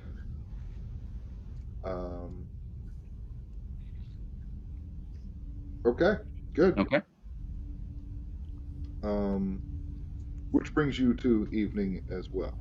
So, Dr. Trott, you were pretty much wrapped up with the queue for now, at least. You caught up on some basic gossip. One of the ladies you saw got word that you had a loss back east and was real sorry to hear that. And you got the impression that there was some understanding of something of an inheritance was found, but probing questions. So doesn't know if it was of any grand value or anything. So you're not sure whether it leaked from maybe somebody working in the deeds office, maybe some in the bank, but the extent of what you have inherited has not been spread about town as of yet. But there is a little bit of knowledge of that. Okay. Walt, you've kind of wrapped up your last bits of writing, and you head up to the train station, which is also where the riders are. And you actually figure that there's a question of speed, and the train station guys tell you in effect that there is a train heading up to Dodge that's scheduled to pull in about an hour. So taking it via train will be quicker than on horseback by at least a day. Let's do that. I mean, you said the newspaper's going to pay since I'm an established writer. Yeah. And I'm going to send it off, and lacking anything else particular to do, I think I'm going to get a good dinner and then probably head over to the gym and shoot the you-know-what in case anyone wants to find me. Okay. And why don't we take a little pause here because I need to run to the bathroom. So, because Denied. I've drank How's your legs? a half a jar of my fake it's just tea, but it's in a nice looking sort of rum bottle. So Is it in a But there's vintage no rum in it. expensive Slurpee cup? You want I to don't wanna pause the hear it. recording? oh yeah, let me do that. And there we go. All right. So, doctor, while you were finishing up with your patients and such, you do recall kind of look, as you're doing various doctoring and opening up cabinets and all, the box that you initially received is taking up a fair amount of space in your sort of your cabinet, and it while you were riding sort of back and forth from these various other towns and back again, you're somewhere in the back of your mind, you're still kind of processing that first letter that you got from your uncle, and I'd like for you to make a roll for me to see if any of that sort of background kind of did anything. So, let's see. You're going to need to roll. Wait, that's the wrong way. No. Sure. Roll me just an idea roll, but you're going for hard. No, 52. I made it, but I didn't get a hard check. Okay. This might be a place to blow some luck points. Oh, You fine. don't have to. You don't have to. Use some of All that right, luck. I'll spend 14 to get myself down to the half success. All right. Those are the points I was going to need to keep from being castrated in the next fight. Haha, my plan has worked. Well, I guess that's the last of the trout line. So who are you leaving the bank to? I'm in the market. That's true. And don't forget, you still also have a house to check out. Yeah.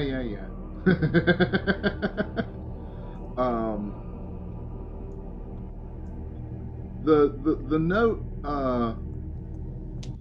had some distinct references that references you get the impression that somewhere in that notation there is a reference to a cipher.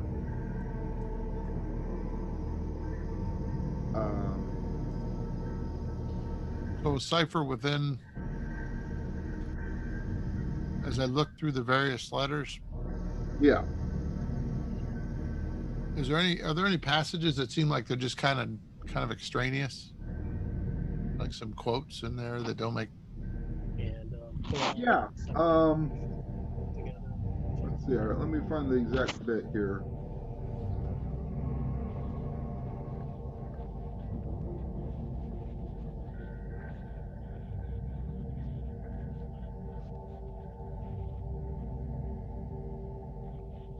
Not at the moment. That's not what I opened.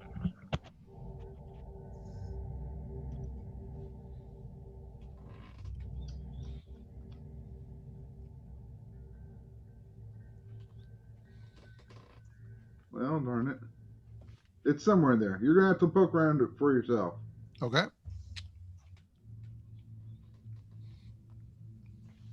But you do get the impression that somewhere in there was a hint to a cipher. I think that's what's been nagging at your brain. So as I'm thinking about that, can I, I don't have a lot of downtime today. I'm going to take the samples that I collected. Right. And I'm going to, I'm going to label them and put them away, and I'll get to them. I think we're heading back to the other town tomorrow. So I'll get back to, I'll just label them so that I can investigate them later on, do some tests and stuff. These are the samples of the spiny creatures and the poison and the stuff that we encountered that was natural. Right. That's for David's benefit. Let's see here. You also had what? I had like a sample of a quill, a sample of one of those squash bug things, Right. the black powder, just a lot of the stuff. A lot of Yeah, there's samples. a lot of bits and pieces there.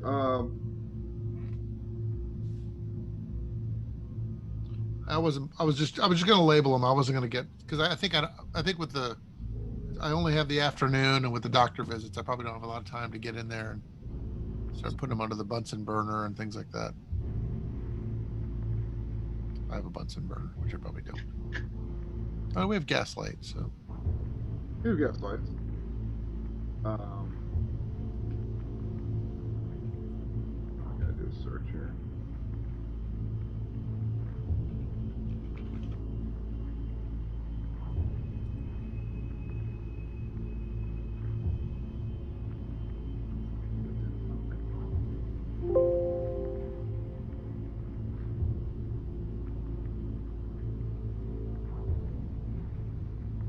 Well, I'll find it for you. But yeah. Oh, and you notice that you have not had any word from the shipping companies as of yet, insofar as arrival in Dodge or anything like that. okay. I believe you were largely told that it was going to be a while,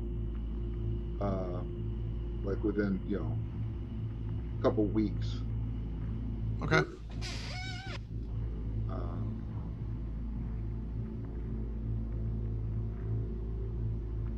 Yeah. Okay. So it was going to be a bit of time. So I'll meet with the fellers, probably find out where they are for dinner and find out what we're gonna do. We're gonna head back to the mine tomorrow. And I'm leave a note there that I'm at wherever I'm going. Probably what's the place we've been spending our evenings? Anybody There remember? two places. I believe you've been at what, Bell's, right? Ma Bell's boarding. Well, so where were we playing poker? Oh, that's been down at the Gem. All right, I'm gonna head to the Gem then. Okay. Hopefully, I'll see you fellas there. Yeah, you head to the Gem, and actually you find Mr. Larrabee already there, and well, I'm not sure what you were doing at the Gem. Just passing a little bit of time, I suppose, waiting for other folks.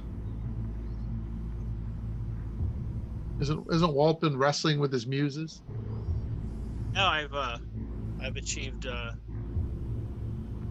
You've achieved submission. journalistic adequacy. I've achieved submission and journalistic submission, and I will just a little downtime. Maybe say hi to Dan. My goal will be to alert the others that the meeting with the miners is not happening and that we'll have to ride out to them tomorrow. All right. Well, someone let me know at some point, but I figured I would go and try to track down the two men that are in town that I know.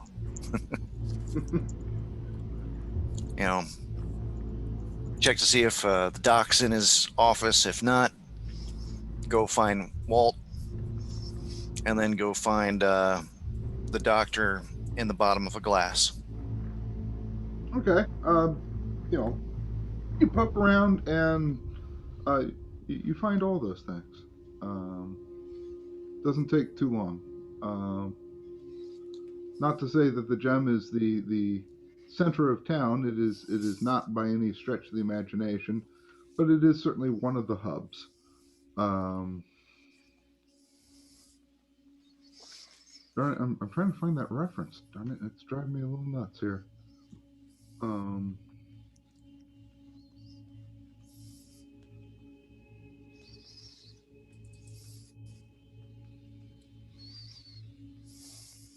Well, whatever. We'll find it.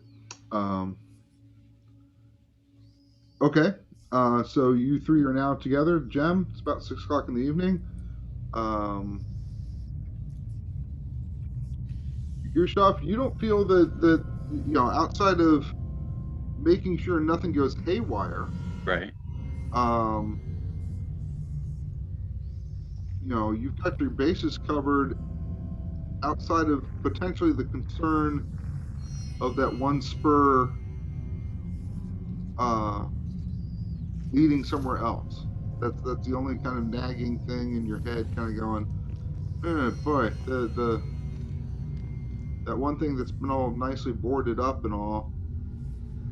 Hopefully that there was a bit of a draft going through it, but outside of that, you don't really have any indications that something goes somewhere else. But you're not 100% sure. And right now, Christopher doesn't have an opinion on it, one way or the other. Sure. Well, I suppose that's something we can discuss at dinner. Are we all sitting down to dinner now? Yeah. Well, guys, what do you think? So we found these 3 big granite stones that we thought might have been some kind of ritual site, or I don't know, some kind of old-fashioned clock, like a sundial. Well, we spoke to Mr. Elks and come to find out, no, it was just a boring old marker that the Masons put up to denote one of the old entrances to the mine. So the story might end there, but now we're thinking that if it does lead back into the mine, could it, just as easily as it could be an entrance in, could it be a way for something to get out? And Chris and I were discussing, and we haven't come to a conclusion yet, whether or not we should investigate that spur of the mine, or whether we should just let sleeping dogs lie, because Lord knows what could happen if we opened it up again. But something might be able to tunnel its way out. Nobody seems to know. Mr. Elks didn't know where that might lead, except that it was at some point part of the same mine. So I would solicit y'all's opinion onto whether or not that's something that we should investigate, or whether we should just let it be. Walt or Vance or Dr. Trout, do you have any opinion as to what we might do there?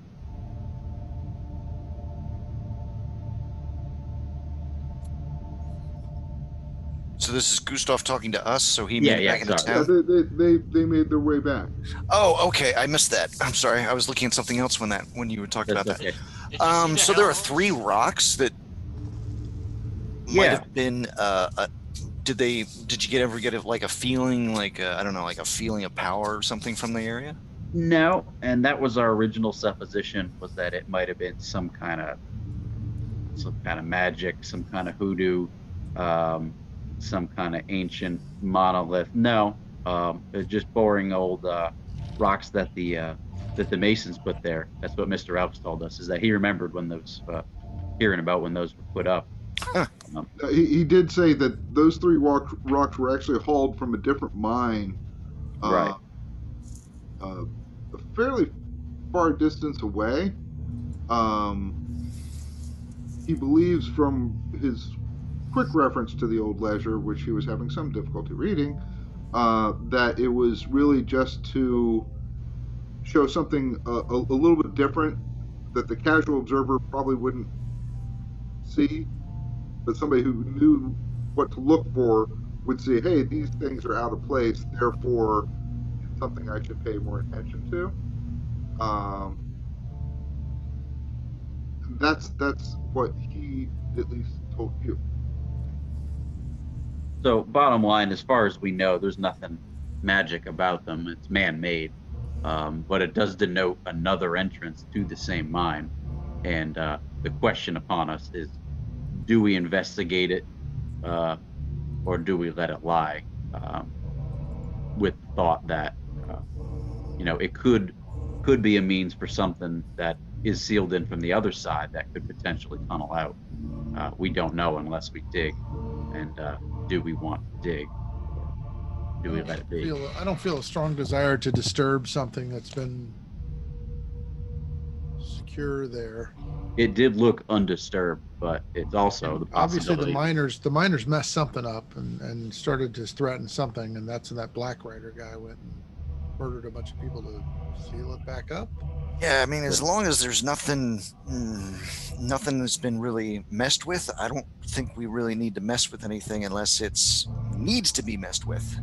I mean, we're real good at shooting things, and obviously Well, top-notch one of us medicine. is.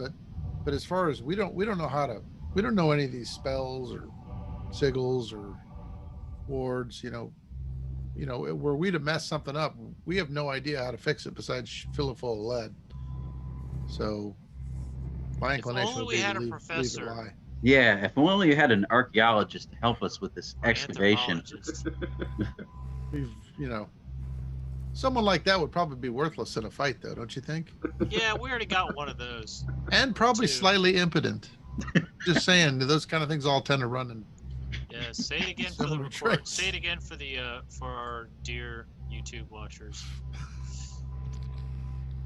So, not that we need to come to a decision tonight, but it's something we should consider that there may be more than one way back into the old mine, and that it's something we do have to consider. It could be a risk. Whether we leave it or whether we dig it, it could be a risk either way. Nobody seems to know quite what the where that tunnel leads, and that information might be in a records office somewhere, but I don't think that we're going to be able to speak to any of the people that were originally in there back in the day. So I'm not sure where we would glean more insight into that. It might be a case of either we do it or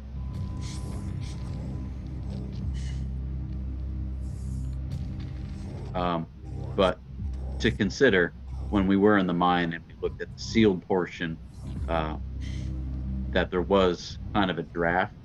I remember Chris, you told me about that you felt kind of a draft of air moving in there, which would seem to suggest that there could be another way out. And, I didn't particularly feel anything when we were by the 3 stones, but we weren't there particularly a long period of time. But it's always possible that there is a way out. Now, maybe just for rabbits and snakes. But anyway, I won't spoil our dinner talking shop. What's new with you guys? What were you up to? We didn't see you till now. Well, we got back into town. We've tried. I've been trying to get us a miner that knows about deep rock or hard rock. We were hopefully going to meet one tonight, but he said, or the two of them pretty much stated that if we want to talk to them, we come to them. They're not coming to us. Figures. So I figure I might try to roll out tomorrow, as if that's still our plan, is to seal that mine, at least the front area. Oh, so on that, we did run into a Jeff that Mr. Elks recommended to us, is a skilled carpenter and handyman, and we had a discussion where we were going to pay him a small sum of money. I think $10 is what we agreed to, and he said he could mount a door on the front of the mine, something that we could lock with a padlock and hinges, at least for the time being. So if we have to go back and forth in the mine, it limits access, so that no children or claim jumpers or anybody ends up in there when they're not supposed to be. But we don't have to tear the boards off the front anytime we need to go back and forth. I know I didn't consult with you guys first, but I figured that it would be good to get that in motion so we don't have to stand sentry at the door, and if we blow a charge at some point and collapse the roof, if that's the route we decide to go, that we don't have to worry that somehow somebody got past us and is inside there digging for ghost rock, and we just brought heaven and earth down upon them. I would rather not have to guess whether or not somebody's in there. That's good. I assume you build that to Dr. Deep Pockets. No, it's only $10. I'm sure Chris and I can cover it. It's not a particularly big deal, and even as a temporary solution, Figured it's better be safe than sorry. Dr. Trout, did you find anything checking out your the bank you were talking about? Yeah, making some arrangements to get some stout doors put on the stairs and both the stairs and the vault. Is that just an empty building at this point? Yeah, didn't you go there the first night? I think so.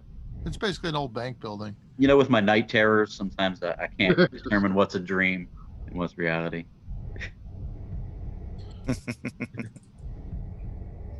Well, as I've offered before, if you need some opiates, I'm happy to prescribe you something that'll help you with your sleep. Well, maybe I can sleep in the vault and you can close the doors. That way everybody else can get some rest. just screaming in the basement. Just scream. But I'm also sort of making some arrangements to sort of take up residence there. I might have to remodel or put some walls up. Yeah, the packages from my uncle have not arrived yet. I probably need to turn in shortly because not Dr. Trout, not Steve Gibson. I probably need to turn in shortly because I'm expecting one of the women in town to deliver a baby, probably at the most inopportune time of night. So I'll get a little bit of rest. But yeah, I'm not super inclined to disturb that cave. I mean, obviously, the miners disturbing it is what caused a bunch of people to be murdered as a result. I don't want another Black Rider coming in and murdering us. Sure. Dr. Gabriel, did you see the notations I sent you? Oh, I did not. Oh, no. Okay. Ooh.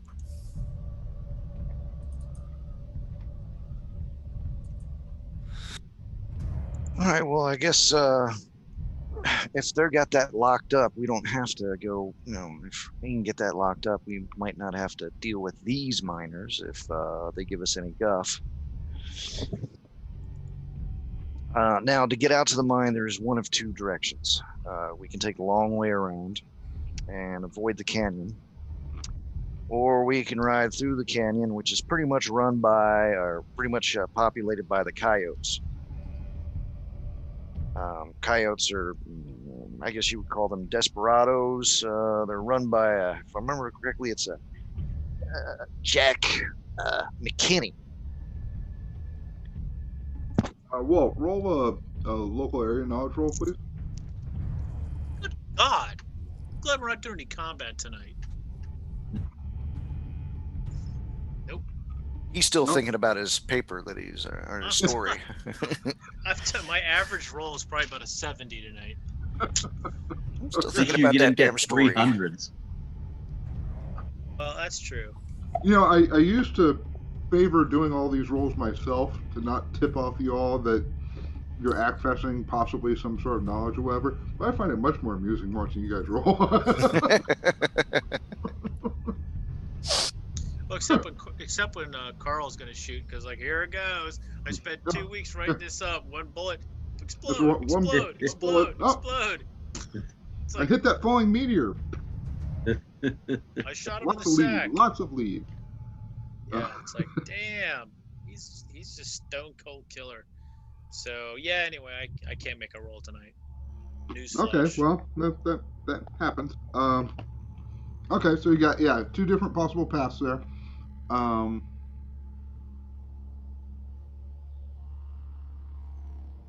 So I mean, if you wanted to pick a fight, we could go through the canyon. But I think it might be better to just go around the canyon and talk to these boys. Hopefully they won't think we're some sort of claim jumpers. Might have to talk them down a little bit, that type of stuff. People that run those kind of things usually get a little bit uppity. So it might be chancy, but I don't think we're going to have too many problems.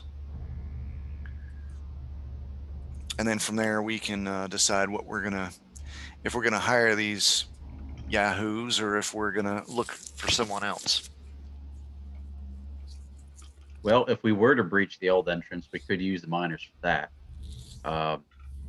what was our final decision on the original seal that we saw after Chris's trick shot killed the creature, and we came upon the sealed side?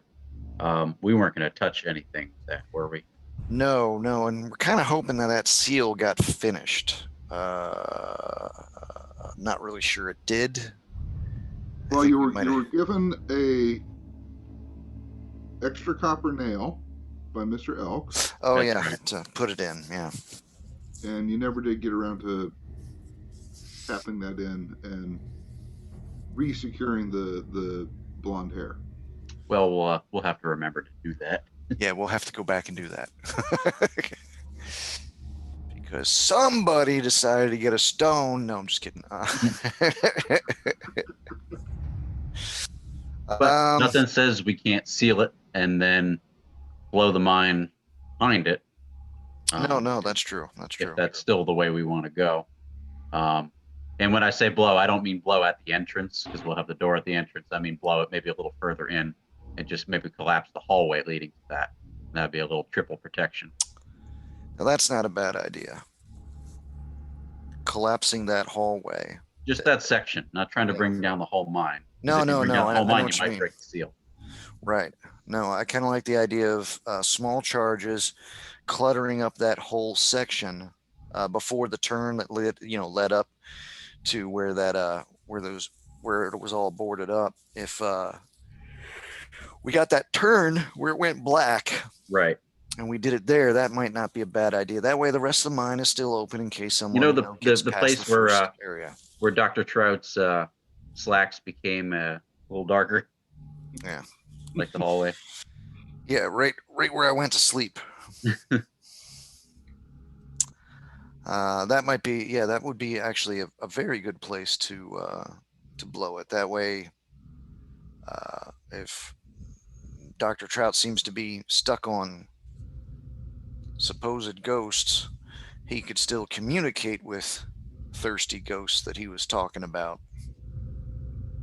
I forgot about that. I would encourage any of you to bring a flask of whiskey just to make friends with the ghosts. Can't hurt. Some of my best drinking buddies are ghosts. Christopher goes, don't we know somebody in town that at least says they can talk to ghosts? I mean, there was this little kid, but... Oh, you mean the guy that does the grave digging? Yeah. Yeah, one of you guys said that he talks to ghosts. Was it? Well, I guess it was the grave digger, not the undertaker. No, it was the grave digger. Yeah. That was a long time ago. Who was it? Was it you or was it? I look at Christopher and go, was it you or was it you, Walt, that talked to him? I talked to him, but I think I made a spectacularly bad roll on my best skill set, so I seem to do that. Yeah, but wow, gaming wise, we're probably talking like 6 months ago now. It's been a while. It's like I feel like that was like session 3. That was like yeah, exactly. It's like, where's Carl? Carl's like, we need Carl. He I don't think remembers everything. I don't think we actually. I don't think I've ever talked to that man myself. Who are we trying to reach in the great beyond, by the way? Well, I guess the assumption might be that some of the ghosts that tried to talk to Dr. Trout on that day we were in the mine, well, if they're hanging around the mine, they might know something about what's in the mine. So maybe they'd be worth talking to. You guys heard all the take the tribute stuff, right? That wasn't just me. I thought it was just in your head, but I could be wrong. No, take the tribute. Remember when we were going towards the mine and the black figure wanted us to go away? The guy with the razor. Right, before we went in. Right. Didn't we all hear that? That wasn't just me. Yeah. Yeah, we all heard that. Okay, all right. But you were talking about somebody that wanted a drink or something, and I have no idea what you were talking about. Yeah, then. so I don't remember, Marshall. Did I actually hear something, or did I just... You did, yeah. Ooh. And it was Pete Stone is the caretaker of the Boot Hill. That's right. Well, yeah, I guess if you wanted to communicate with spirits, ghosts, I guess you could go talk to the to the grave digger, and he might be able to give you some ideas. I honestly don't believe in ghosts. They don't believe in you. But they do. I believe the children are the future. Teach them well, let them show the way.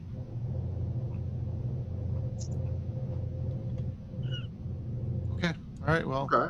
I'm gonna turn I in mean, for the night. we're kind of far away. I mean, I don't know. I met the guy. I wasn't super impressed by this guy, but again, that was a long time ago.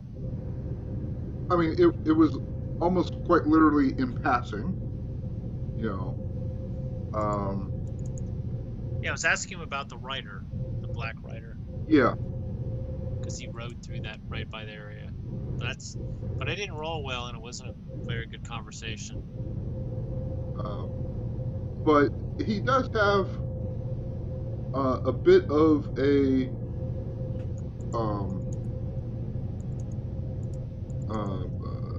notoriety in theory that he there are some of the more superstitious of the town do believe that he can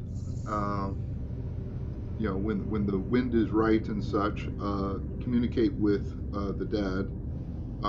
Other people just think that he's maybe been digging graves and watching after Boot Hill maybe a scotch too long, and has maybe taken his work and turned it into a hobby. I don't know, but there's certainly arguments on either side, depending on who you talk to, concerning the mental state and mental prowess of old Pete. And he is an old dude. I mean, he's for this era, he's probably in like his mid-60s, and definitively looks like it. He's had a laborer's life.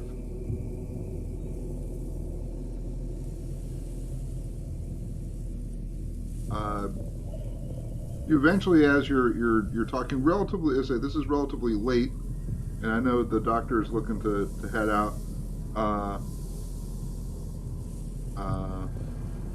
So, doctor, you probably head off to go to bed.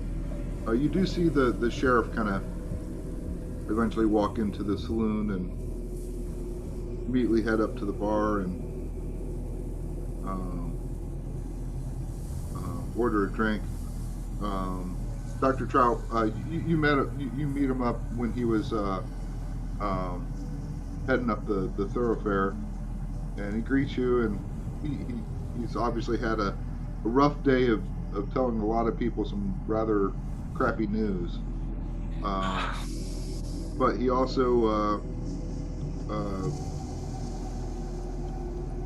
hands you $10 in Northern Script, saying $2 a day for posse fee. I know you don't particularly need it, but want to make sure that the accounts are square. And he hands you Much the money. obliged, Sheriff. And after he gets his drink, he says, I bid you a fair evening. And you can tell he's headed towards the gym. Moments later, he comes into the gym. He orders himself a drink, sees you all, and kind of, with a weight on his shoulders, heads over to y'all's table. Fellas? Sheriff, Sheriff? take a seat. Yeah, Or if you care to join us. I'm going to finish sipping on this. It's been a long day. Oh, heck, hold on. I can imagine.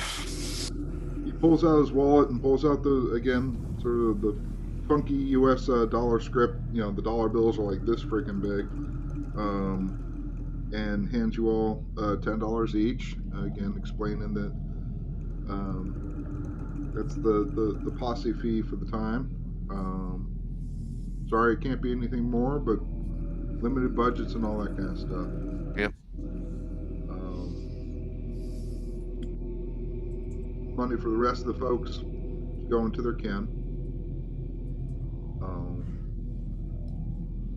Keep an ear out for me if you could. As much as Chubby was a pain in the ass sometimes, he was a good deputy, and this town's big enough where we do need a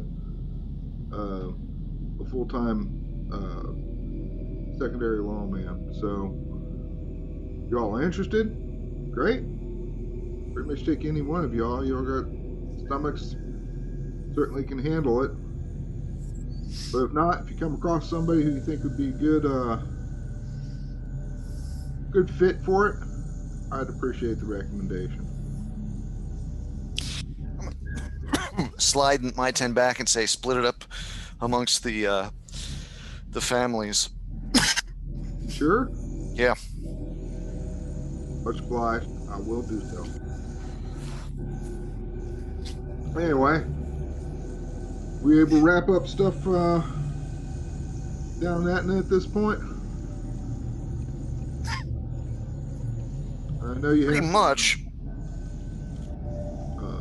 final things you wanted to do. Make sure no more whatever the hell was going on in that stupid mine. I sure as hell hope whatever we tracked down didn't source from there, or if it did source from there, that strange little tin seal, hopefully that somehow stops it. Don't reckon how it does it, but I was half tempted to go talk to Gilmore, see if he couldn't whip up something. Gilmore? Yeah. Oh, What do you come on. reckon he could do? You haven't swung by Gilmore's yet? No. Well, you seem to be a fellow that might be interested in some of his more peculiar wares. Do tell. Well, it's kind of hard to explain it myself. Gilmore's probably the best person who can explain this stuff, at least to what he can explain to, what was the term he used on me? Layman. I thought he said lemon, but evidently means something else. But, yeah, it's all those newfangled gizmos and things. Kind of like those hot running trains and the boxes that take moving pictures of people and all that kind of good stuff.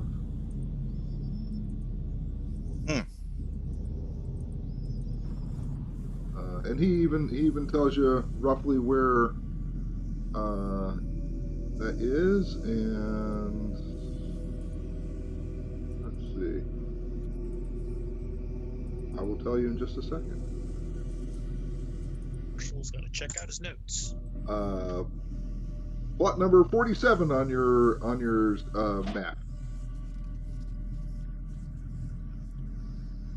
47 Gilmore. So you're slowly but surely finding out what all the numbers mean on the map. Yes. All right. Yeah, I think swinging and talking to him tomorrow morning might be advantageous.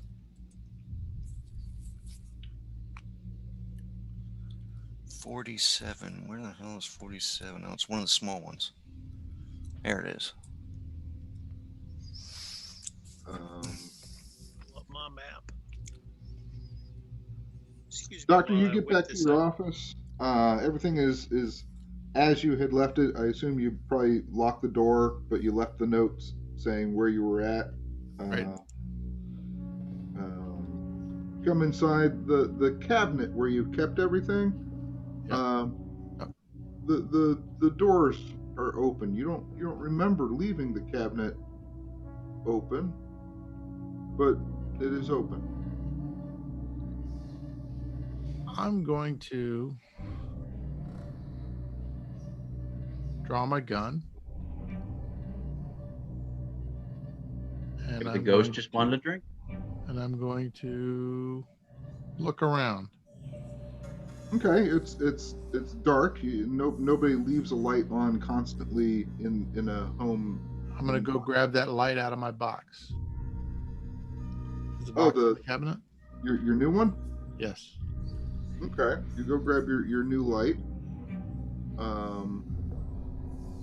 Have you used the new light yet? I have. Well, I tested it to see if it worked, and you said it did. Yeah. So, For those of you that don't know, it's a ghost rock powered flashlight or something. in effect, yeah. That's what I'm guessing.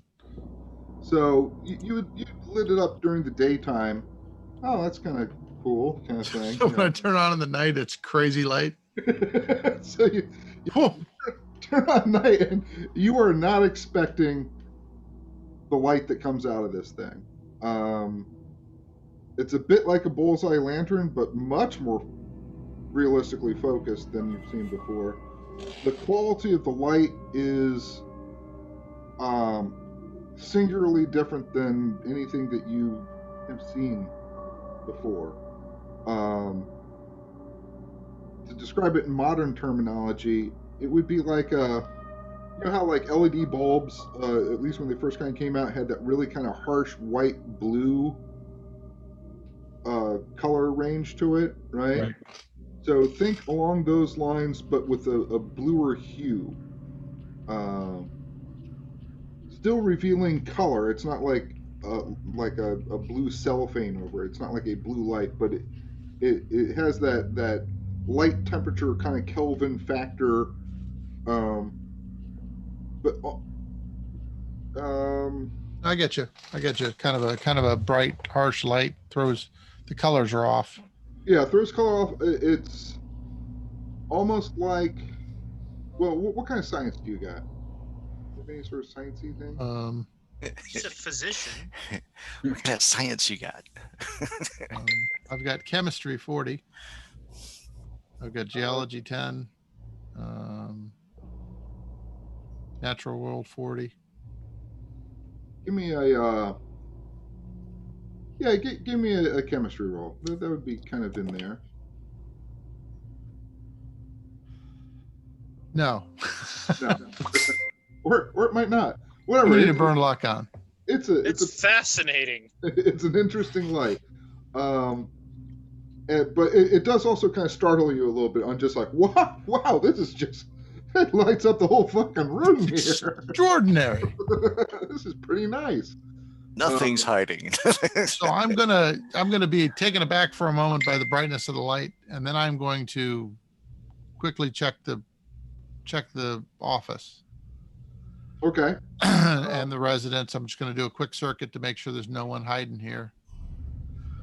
Draw the hammer back on my gun, so I'm ready to go.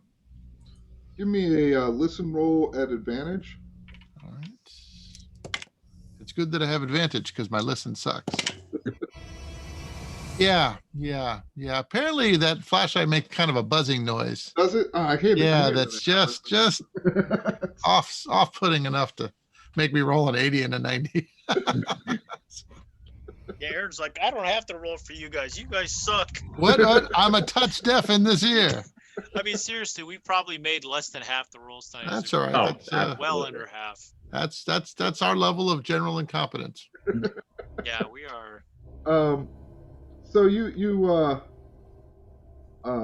confidently look about your office area because you're hey, it's totally quiet, so nothing's ringing your spidey senses there, but you go through. Let's say it's not like a mansion or anything, so it doesn't take too terribly long, and you kind of come back downstairs after you kind of looked about, and you're like, okay, well, short of me getting a ladder and going up into the attic and stuff like that, you're fairly confident that there's nobody in here. You're Okay. satisfied that there's nobody in here. I'm gonna try something else. I'm gonna holster my gun, and I'm gonna decock the hammer, and then I'm going to take out my flask of whiskey and hold it out. Okay. You Oh, you're haunted. Ah, I'm hoping we this. got the I'm hell hoping he didn't horse. follow me home. We got the Look what hell I brought horse home. trying to find his daddy, and now you haunted. That's awesome. you hold I out love it. flask and kind of weighting it, as it were, right? And a minute or two goes by. It doesn't seem to get any lighter. However, your fingers on the opposite side of the flask, which happen to be pointing towards the cabinet, right, are getting a little bit warmer. So you're surmising that there's some heat radiating from the cabinet that contains basically your uncle's stuff outside of the All right. I will carefully approach the cabinet. I will try to work myself around it so I can see what's going on inside there without having to open the door yet. Okay, well, the cabinet door is open. Oh, okay. So then what do I see inside? Again, you see the hat box, which you think about it, some heat, hat box. The hat box should have some candles in it, maybe. You don't see any smoke or anything coming out from the hat box, though. So, and then there was a little sort of satchel kind of thing. Again, viewing, you don't see anything particularly different. But there is sort of it's not hot, but there is sort of a radiant warmth coming from the cabinet area. You're not sure from what exactly. You don't think it's from the cabinet itself, because that's the old docks cabinet that Right. you would have noticed that weeks ago. You're kind of thinking about it, although you've never been in the Undertaker's.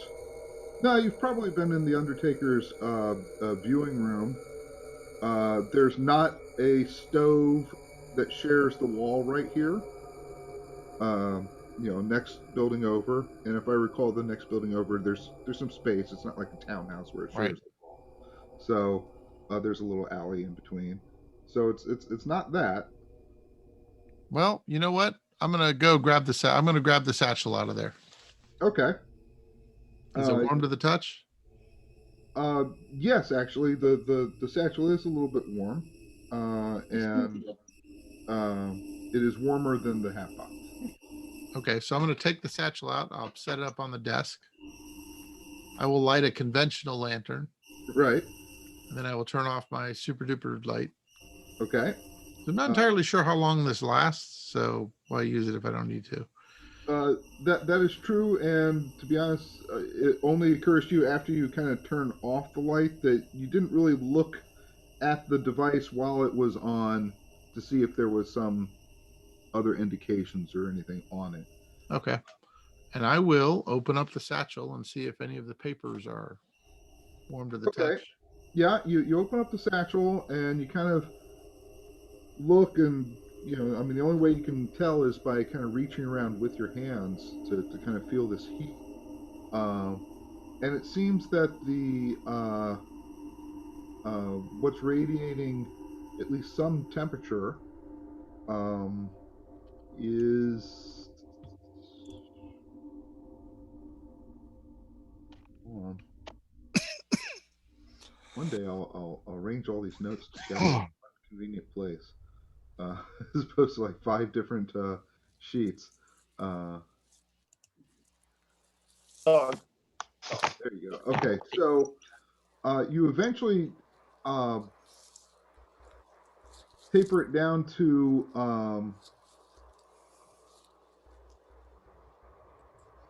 where is it?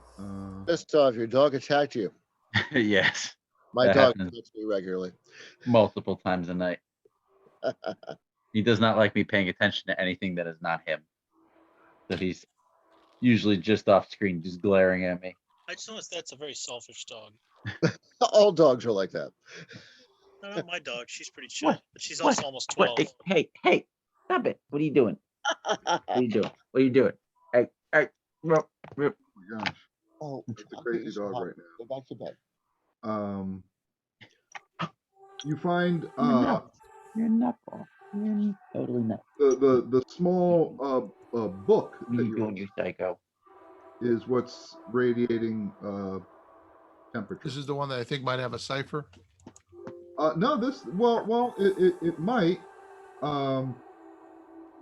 But when you first flip through it, at least it's just a book of Don't you bite. instructions on how to play various card games. All right. Hoyt's handbook of card games. Or Hoyle, sorry, Hoyle. Hoyle. So I'm. Is there one page in particular that's lighting up?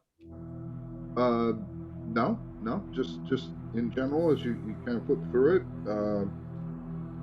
Just the book itself seems to be radiating. It's not particularly hot. You're not even sure why you were able to feel it on your hand 15 feet away. Certainly, but the book that now occurs to you because you're a medical man is human temperature. It's around 98 degrees. Well, that's mighty peculiar. Oh. So I think I will spend the while I'm waiting for the lady to. Well, so I'm not going to sleep now. My sphincter all clenched up for and my gun out, ready to go shooting something. I'm going to spend some time. I'll put my feet up on the desk and I'm going to start leafing through this book and trying to figure out what makes it so intriguing. Okay, fair enough.